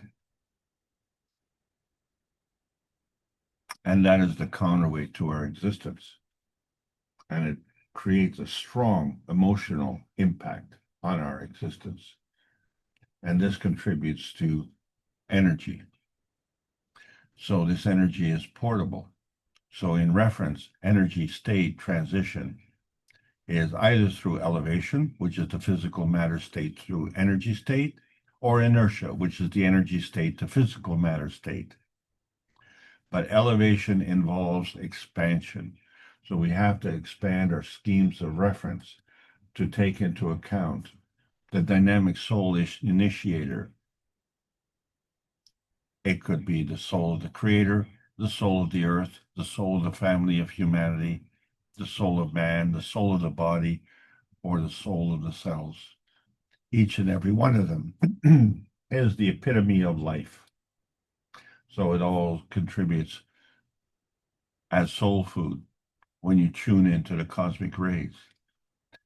So plug into the creator, turn on the power, and drop out of your resistance and receive that inertia point. Create the pattern. You provide that pattern, you will get the energy. So you decide what you want to do, because we are the greater oneness. 613 knowledge seekers workshops, or 613 weeks in a row, teaching how to suddenly transcend the limitations of nuclear science as we move into the plasma science. And this year, on May the 10th, we have converted the diamonds of the nanocoding to gold. That's the GANS affinity of truth. And we're producing gold in mass quantities. So we're on the verge of a massive technology release, because it's hard to sleep when our beds are burning, isn't it? So it all involves a rescue of the scientific, financial, and political communities. These all are contributing to the preservation of our humanity and showing us the difference between consumption and creation. We need to rescuing all of these fields. And so this month we've been doing the transmutation testing, and that will continue next month. So stay tuned for that. But remember that One Nation Network, because it's opening the blinds, one nation network at a time. And that time is now. Our mission is to bring peace on earth and join humanity with the universal community, because we want to bring man as equal to all the beings in the universe by teaching the plasma science and technology equally to everyone, that no one is left out and no one is abused to lack of knowledge. But you get to choose, because this is the Keshe Foundation Spaceship Institute teachings on plasma science, welcoming all the beautiful knowledge seekers of the carbon nations, learning about the new selection process of the new organic plasma science. We need the World Peace Treaty to choose it, sign it unconditionally, and mean it sincerely, because the point of the true Ganztech is to cross these polyatomic boundaries. The peace dome of outer space counters the wars on Earth space. We wonder, is the inertia of the present governed by dimensions of history? Well, it's time to learn the history of self in a universal context. The GANS is a peaceful superconductor of true intentions. The Ganztech is the counterweight for matter state, plasma state, and universal state. And plasma science is delivered daily via the Peace Dome in a practical exchange for peace on Earth.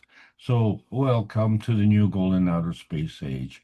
And I hope you enjoyed this session. Thank you all for being part of it. Okay, thank you very much, Alex. Wow, you must have an exciting time when you go into your lab, in a way, with all these concepts and knowledge and the way you presented it. It must be like a dream in the laboratory. I'm sure you have a lot of fun. Hopefully we'll see some of the systems you've put together, because it is a vast amount of knowledge. And I do remember that game, Stratego. Again, another war game. I was probably a preteen or just an early teenager when we used to play that. My friend had that board game.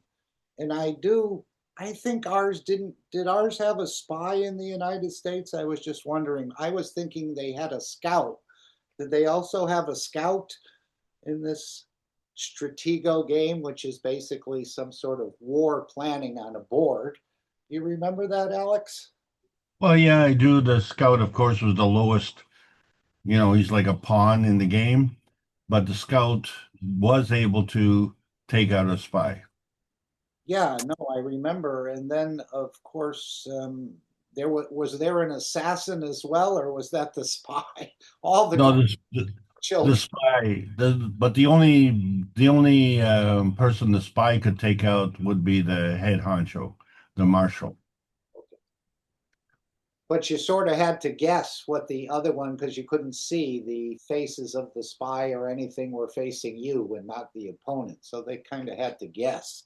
Very, very interesting. But again, sort of geared towards war and taking over in a way. And that's what most of these games are all about. Yeah, and of course, my dad was an excellent poker player, and we know poker involves lying, and he used a lot of those characteristics in the game of Stratego, and it was very frustrating because he was very tough to play against. But interestingly enough, when he was bluffing, he was really very effective. But when I caught him in his bluff, oh my, the collapse of his side was rapid. And that's the whole thing. That's where the counterweight comes in. Once the ruse is exposed, once everyone knows that, you're a fraud or you're bluffing, then it's easy to overcome, because now you have confidence, and in fact you become aware of the power that you have. And this is the reality that we have to come face to face with as we are going from the non-visible light to the visible light. But we have to understand that we don't have to go to the light. We are in the light. What we have to understand is how we can counterweight that by traversing the outer space, the other counterweights of the substructure created by the plasma fields that allow us to travel between here and there.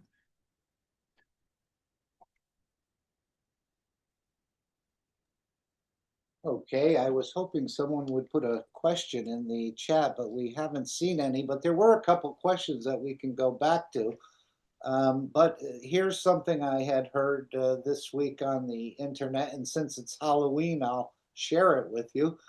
Don't look it up on one of the search engines, but what kind of wood do the witches make their broom out of? Anyone?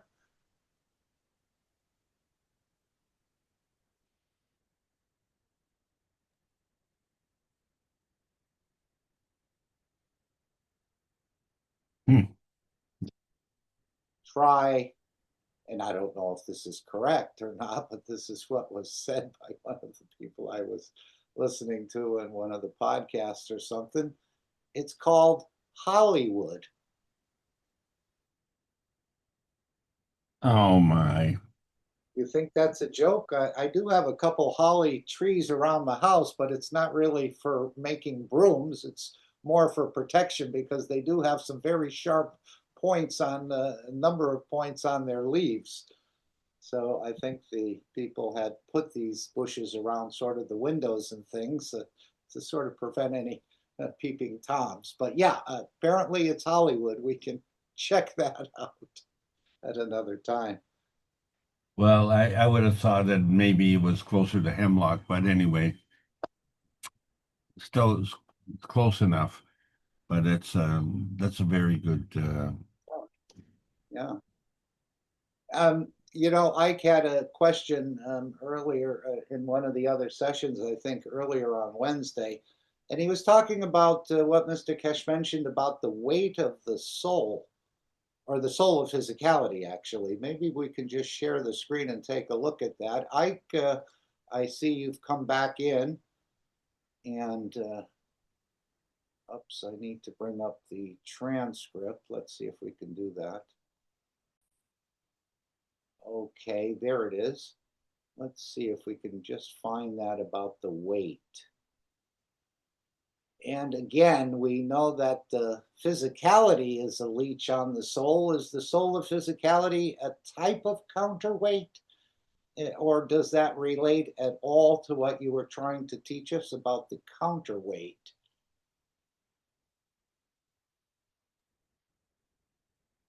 Any thoughts? The interaction of the soul of physicality with the soul of man is the counterweight.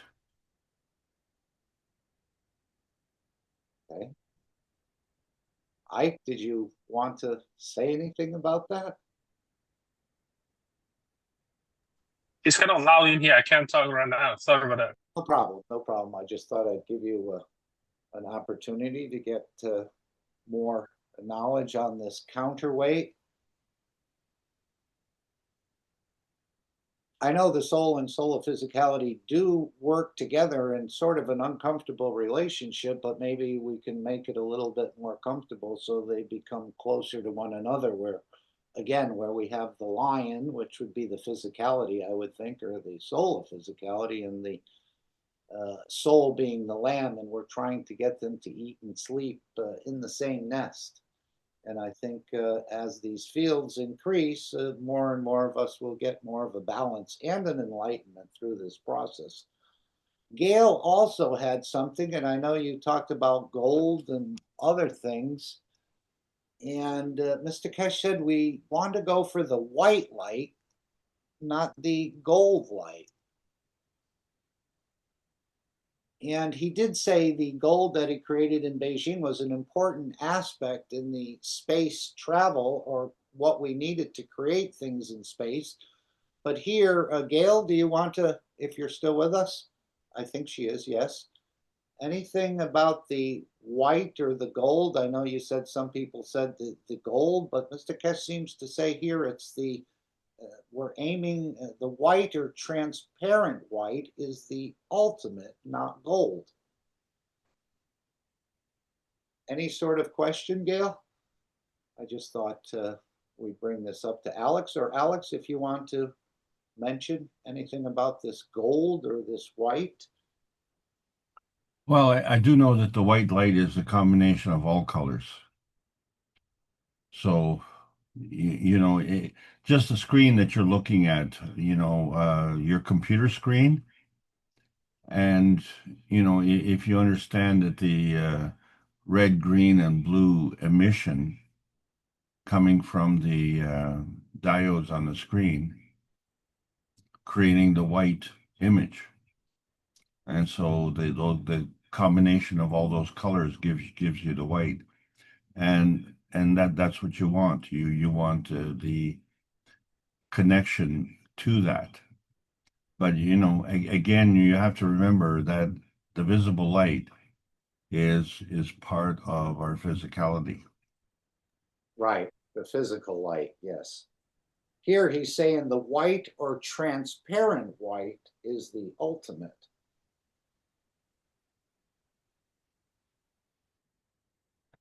Well, yeah, again, because it's containing the energy of the whole spectrum. You see, even when you look at the emission spectrum of oxygen, you're only seeing selected portions of the color bands. But that is true of every single emission spectrum, of every single element. And that's the emission spectrum. It comes in lights. But when you look at the manifestation of the product on the periodic table of elements, then each of the elements has its own color. And we see the same is true in the Ganses. We you know, when we see a white Gans, well, how white is it? And you know, it looks like it's white, but when you put two Ganses of different materials together, there clearly is a shade difference. So, you know, the more white it is, the more inclusive it is of all the colors. And I'm just saying that, you know, when you're gathering up the energy, we are a product of all of the energies on this planet. That's why we're here. There is a unique connection. And, you know, if we were to go to another planet, we would have to have that same kind of connection. But if that has different field strengths, then in order for us to go there, then we have to adapt differently. Earth is very unique in that it has a capability of interacting with the cosmic rays and their true integrity. That integrity is the white or the transparent white, as it said here, is the ultimate.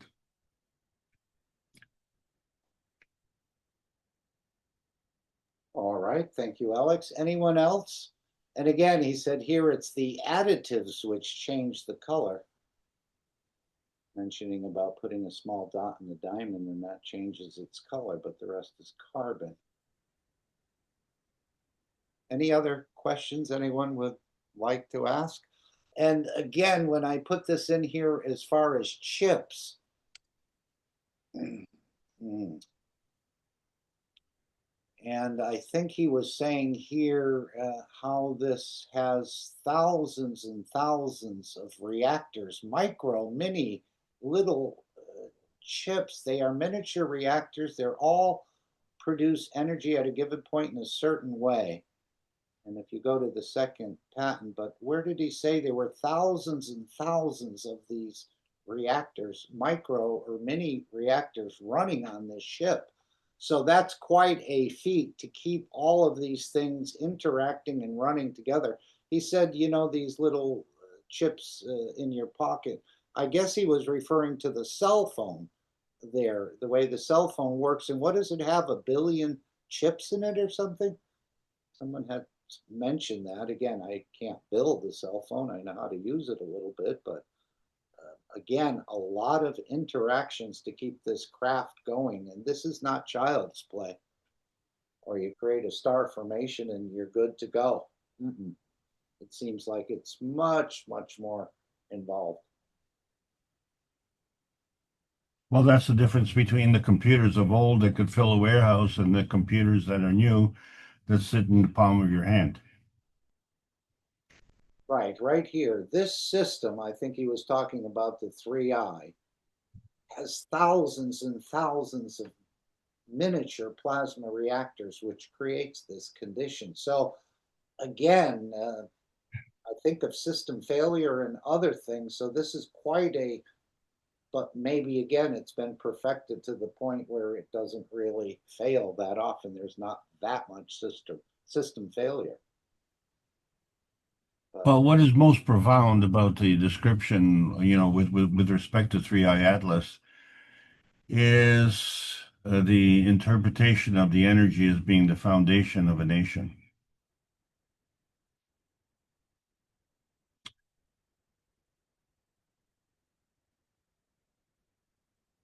The interpretation of the foundation of a nation.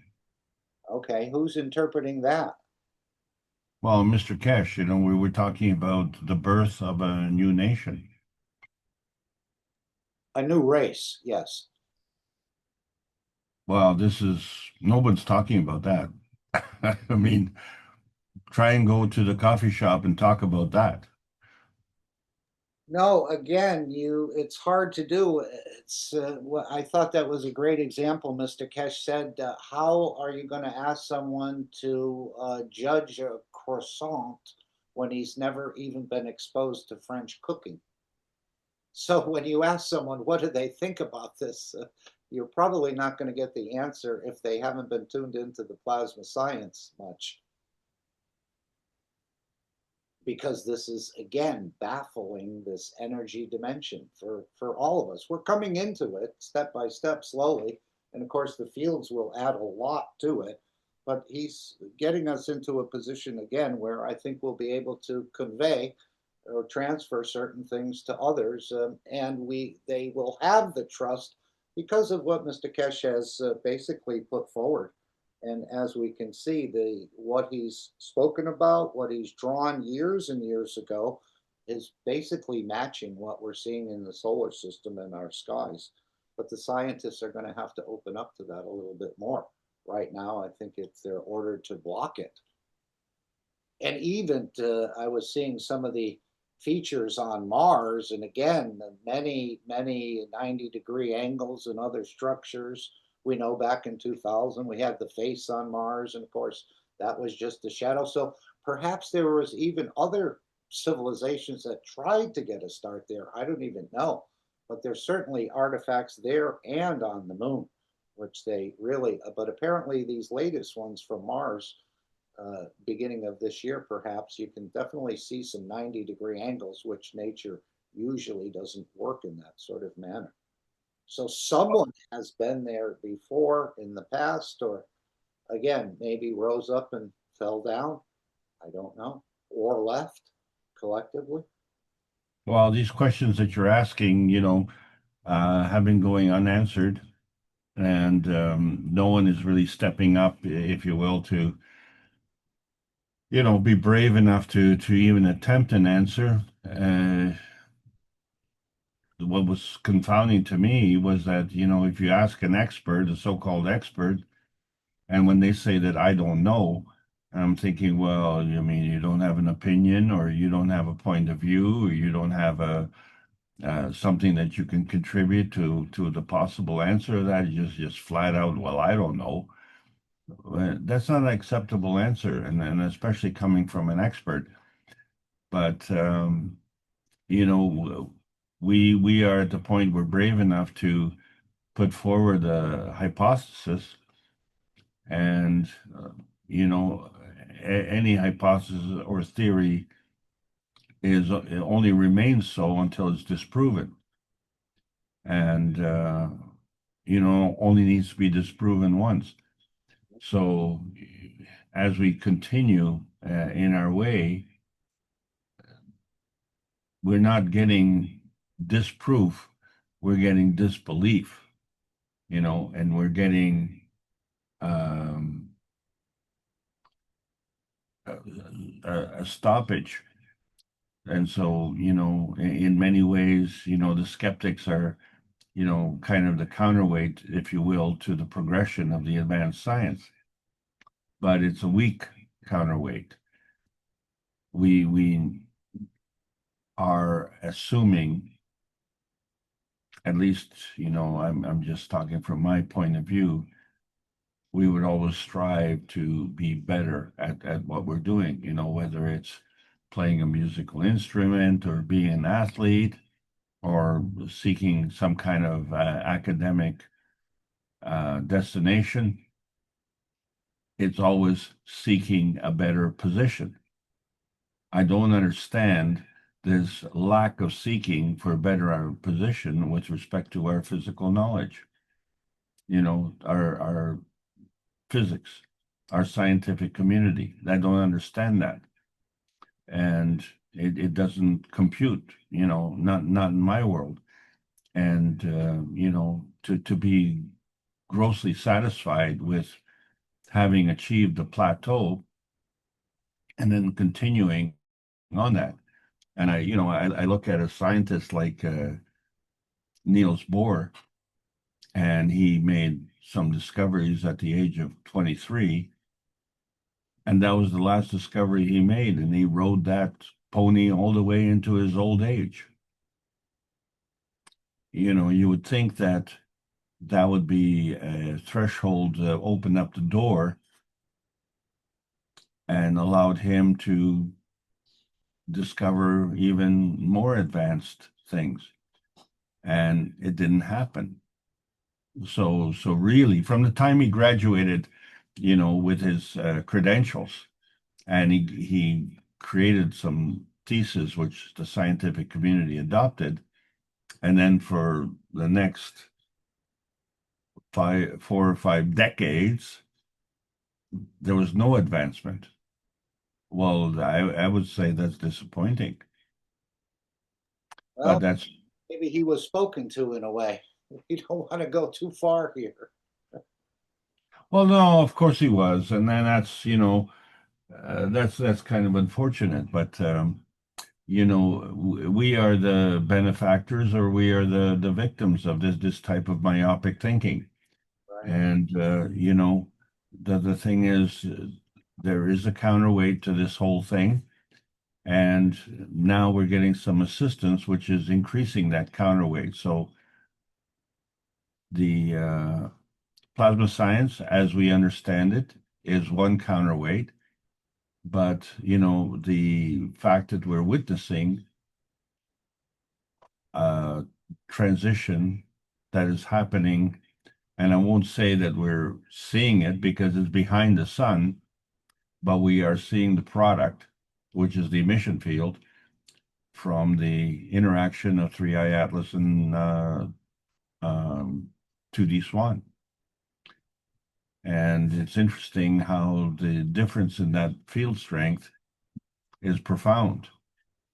So based on field strength, we could say that 3I Atlas is magnetical and R2D 2D Swan is gravitational.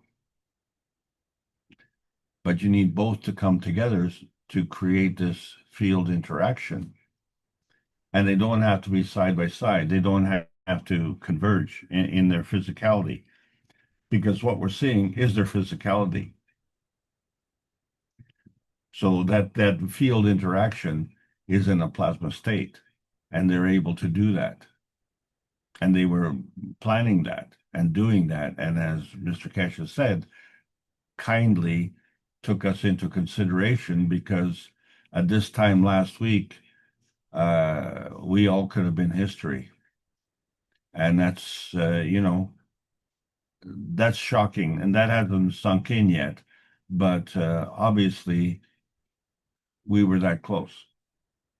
But, when you're seeking peace and harmony and unity within the community of the Earth space and the universal community, then you have to go in a peaceful manner. And they're demonstrating that.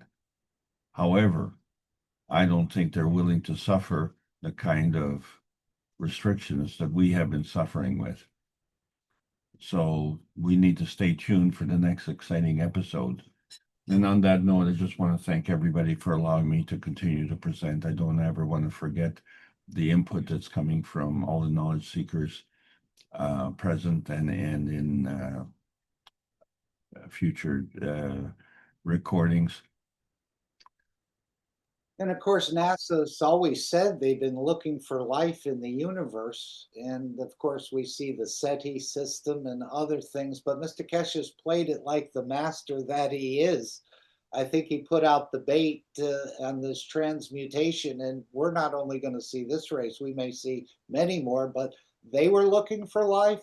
Well, guess what? You're going to see thousands or hundreds of thousands or millions, perhaps, of entities now existing within our solar system and perhaps on some of the planets, even like Earth. So you wanted to find life? Well, as he said, he sort of attracted them, even though they were still coming on this journey. Another anomaly is I haven't seen much mentioned about this Swan R2. Everything is focused on the 3I Atlas. In the beginning, a few months ago, I remember seeing things talking about the Swan and the Atlas sort of meeting together, or, they were coming in from different, one on the elliptic and another one from another angle, and they were going to intersect, but there's very little spoken about these days. Maybe that will increase in the coming days and weeks as more and more of this, I guess, gets released. Well, also remember that the references are in singularity, and they're always emphasizing the impact that the 3I Atlas is making on the sun. Ignoring the fact that the sun is absorbing the energy of the interaction or the plasma field that is manifest. So if it wasn't for the sun acting as a shield, as I say, we wouldn't be here. And so that energy is not being impacted on the sun. That energy is being absorbed by the sun and is done plasmatically, and we're not seeing the sun suffer as a result. Although we have seen some of our physical things, such as satellites shutting down. We've had a lot of trouble on the internet. Communications even between Europe and North America have been, affected, and everybody's scrambling, to keep up appearances. But, the key thing is that changes are afoot, and what's becoming more and more important is the importance of delivering the plasma science in many practical applications, because every week the flood of unemployment is now hitting, and we are starting to feel the effects of this. And all we're getting from so-called benefactors, they're giving us apologies. Well, apologies don't pay the rent. So, we were coming to the point where the awareness has increased and the tolerance has decreased. And that's the counterbalance there. So thanks very much, Mark. You've been doing a wonderful job. Alex as well, and thanks to each and every one of the knowledge seekers. As we like to say, we're all carrying a very small piece of a very large carpet, probably larger than we can even imagine. Anyone else have a question or something they'd like to bring up? Remember, the Central European time has moved back 1 hour, so it would appear that the classes or any sort of programs this week only until next Sunday will actually, for me, they'll start an hour earlier than I normally anticipate. So calculate your timers and your clocks and the rest to realize, at least in this part of the United States, we're now 7 hours behind Central European time rather than 6. So that will balance itself out on Sunday, this coming Sunday. So it's only for 1 week, but be aware the programs, depending on where you are, may start an hour earlier, at least in this area. In other areas, you'll have to determine that. Anyone else with any other thoughts or questions or comments? Let's see, I see a couple of questions in the chat. Another day of learning. Thank you, Alex, from Randy.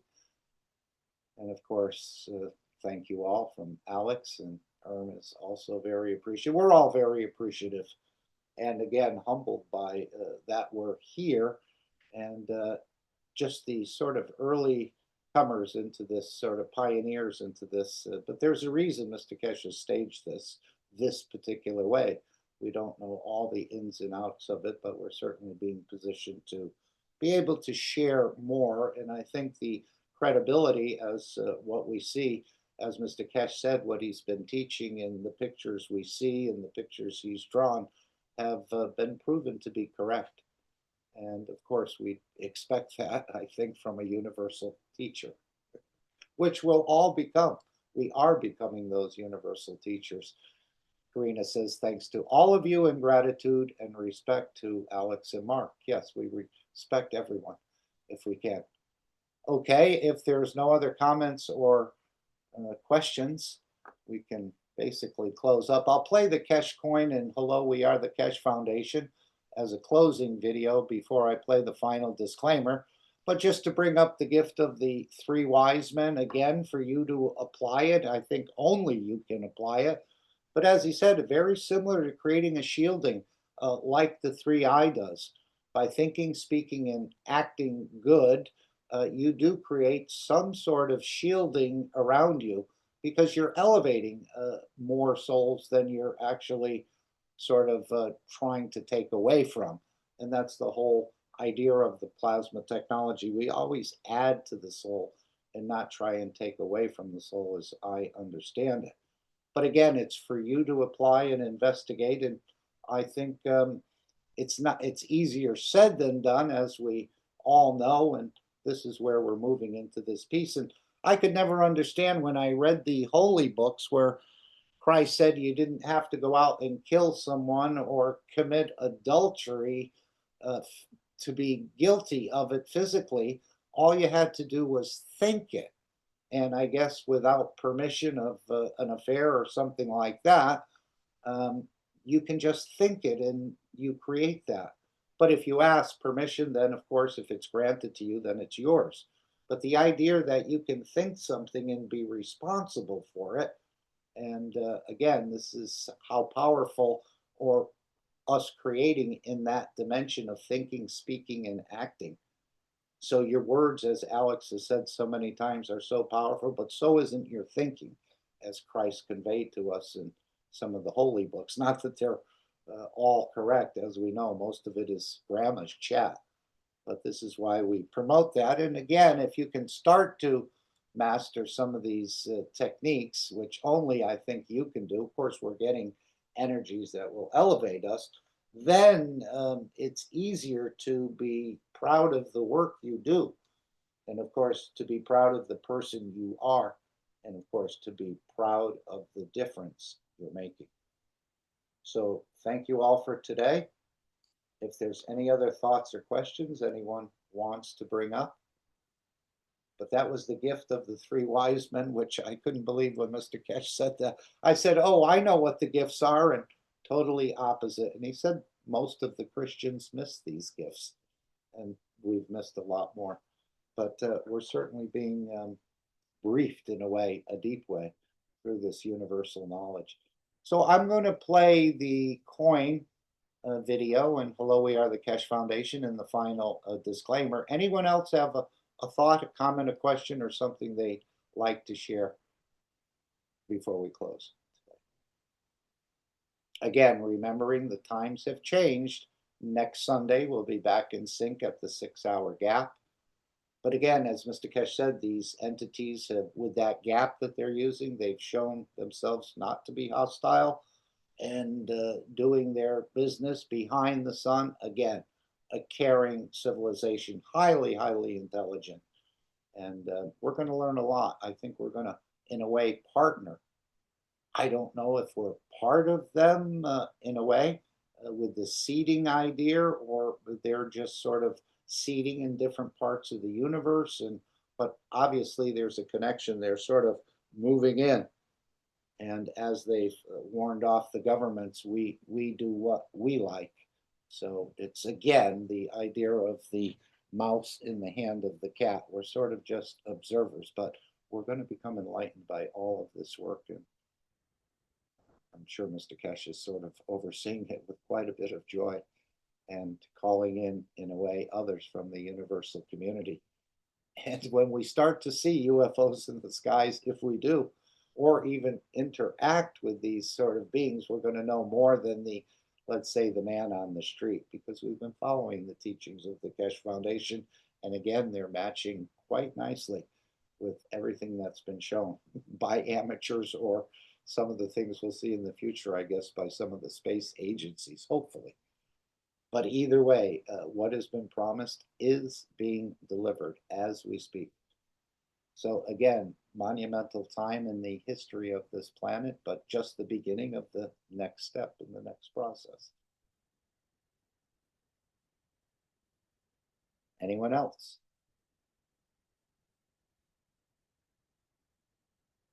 Okay. Let's see if we can bring this up. Here we go. And I'll play this video, the final disclaimer, and the meeting will come to an end. Thank you all again. Have an amazing rest of your day, and continue to enjoy the teachings in the plasma technology, and of course the One Nation Network, which is where all of this is going to be delivered through, as I understand it. So thank you all.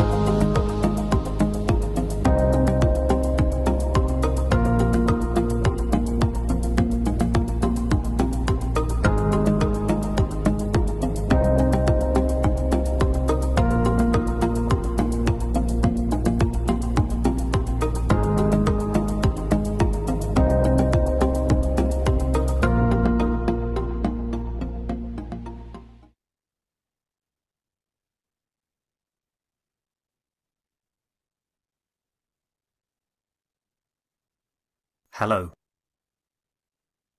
We are the Keshe Foundation.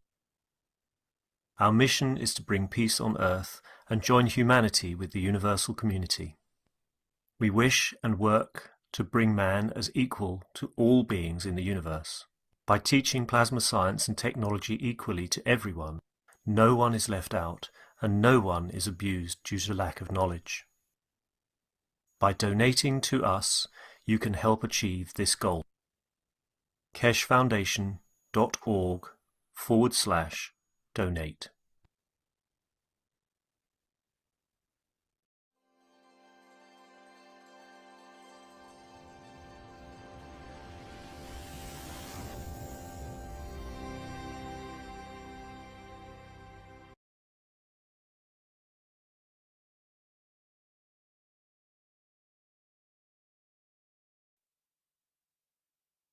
Disclaimer: the information and education material contained herein is meant to promote the general understanding and dialogue of GAN's processing. Such information is not meant or intended to serve as a substitute for a healthcare professional's clinical training, experience, or judgment. For patients and individuals, such information is not to be a substitute for professional medical, therapeutic, or healthcare advice or counseling. For medical issues or concerns, including decisions about medications and other treatments, readers, viewers, listeners should always consult their physician or, in serious cases, seek immediate assistance from emergency personnel. Prescription information, procedures, and use of medical devices information should be undertaken only by properly trained and certified medical personnel. We specifically disclaim any warranties, express or implied, including implied warranties of merchantability or fitness for a particular purpose. Such information is provided, as is, and is believed to be accurate at the time of its publishing, but it is the viewer's job to evaluate the accuracy of any information found in this presentation. Every case presented is of their own experience, applied by themselves for themselves, and it applies to their case only. Every person experiencing health problems should seek professional medical advice and consult their course of treatment with a doctor. The processes of plasma balancing described herein are a natural process which supports the body but does not replace medical advice or therapies one is already subject to.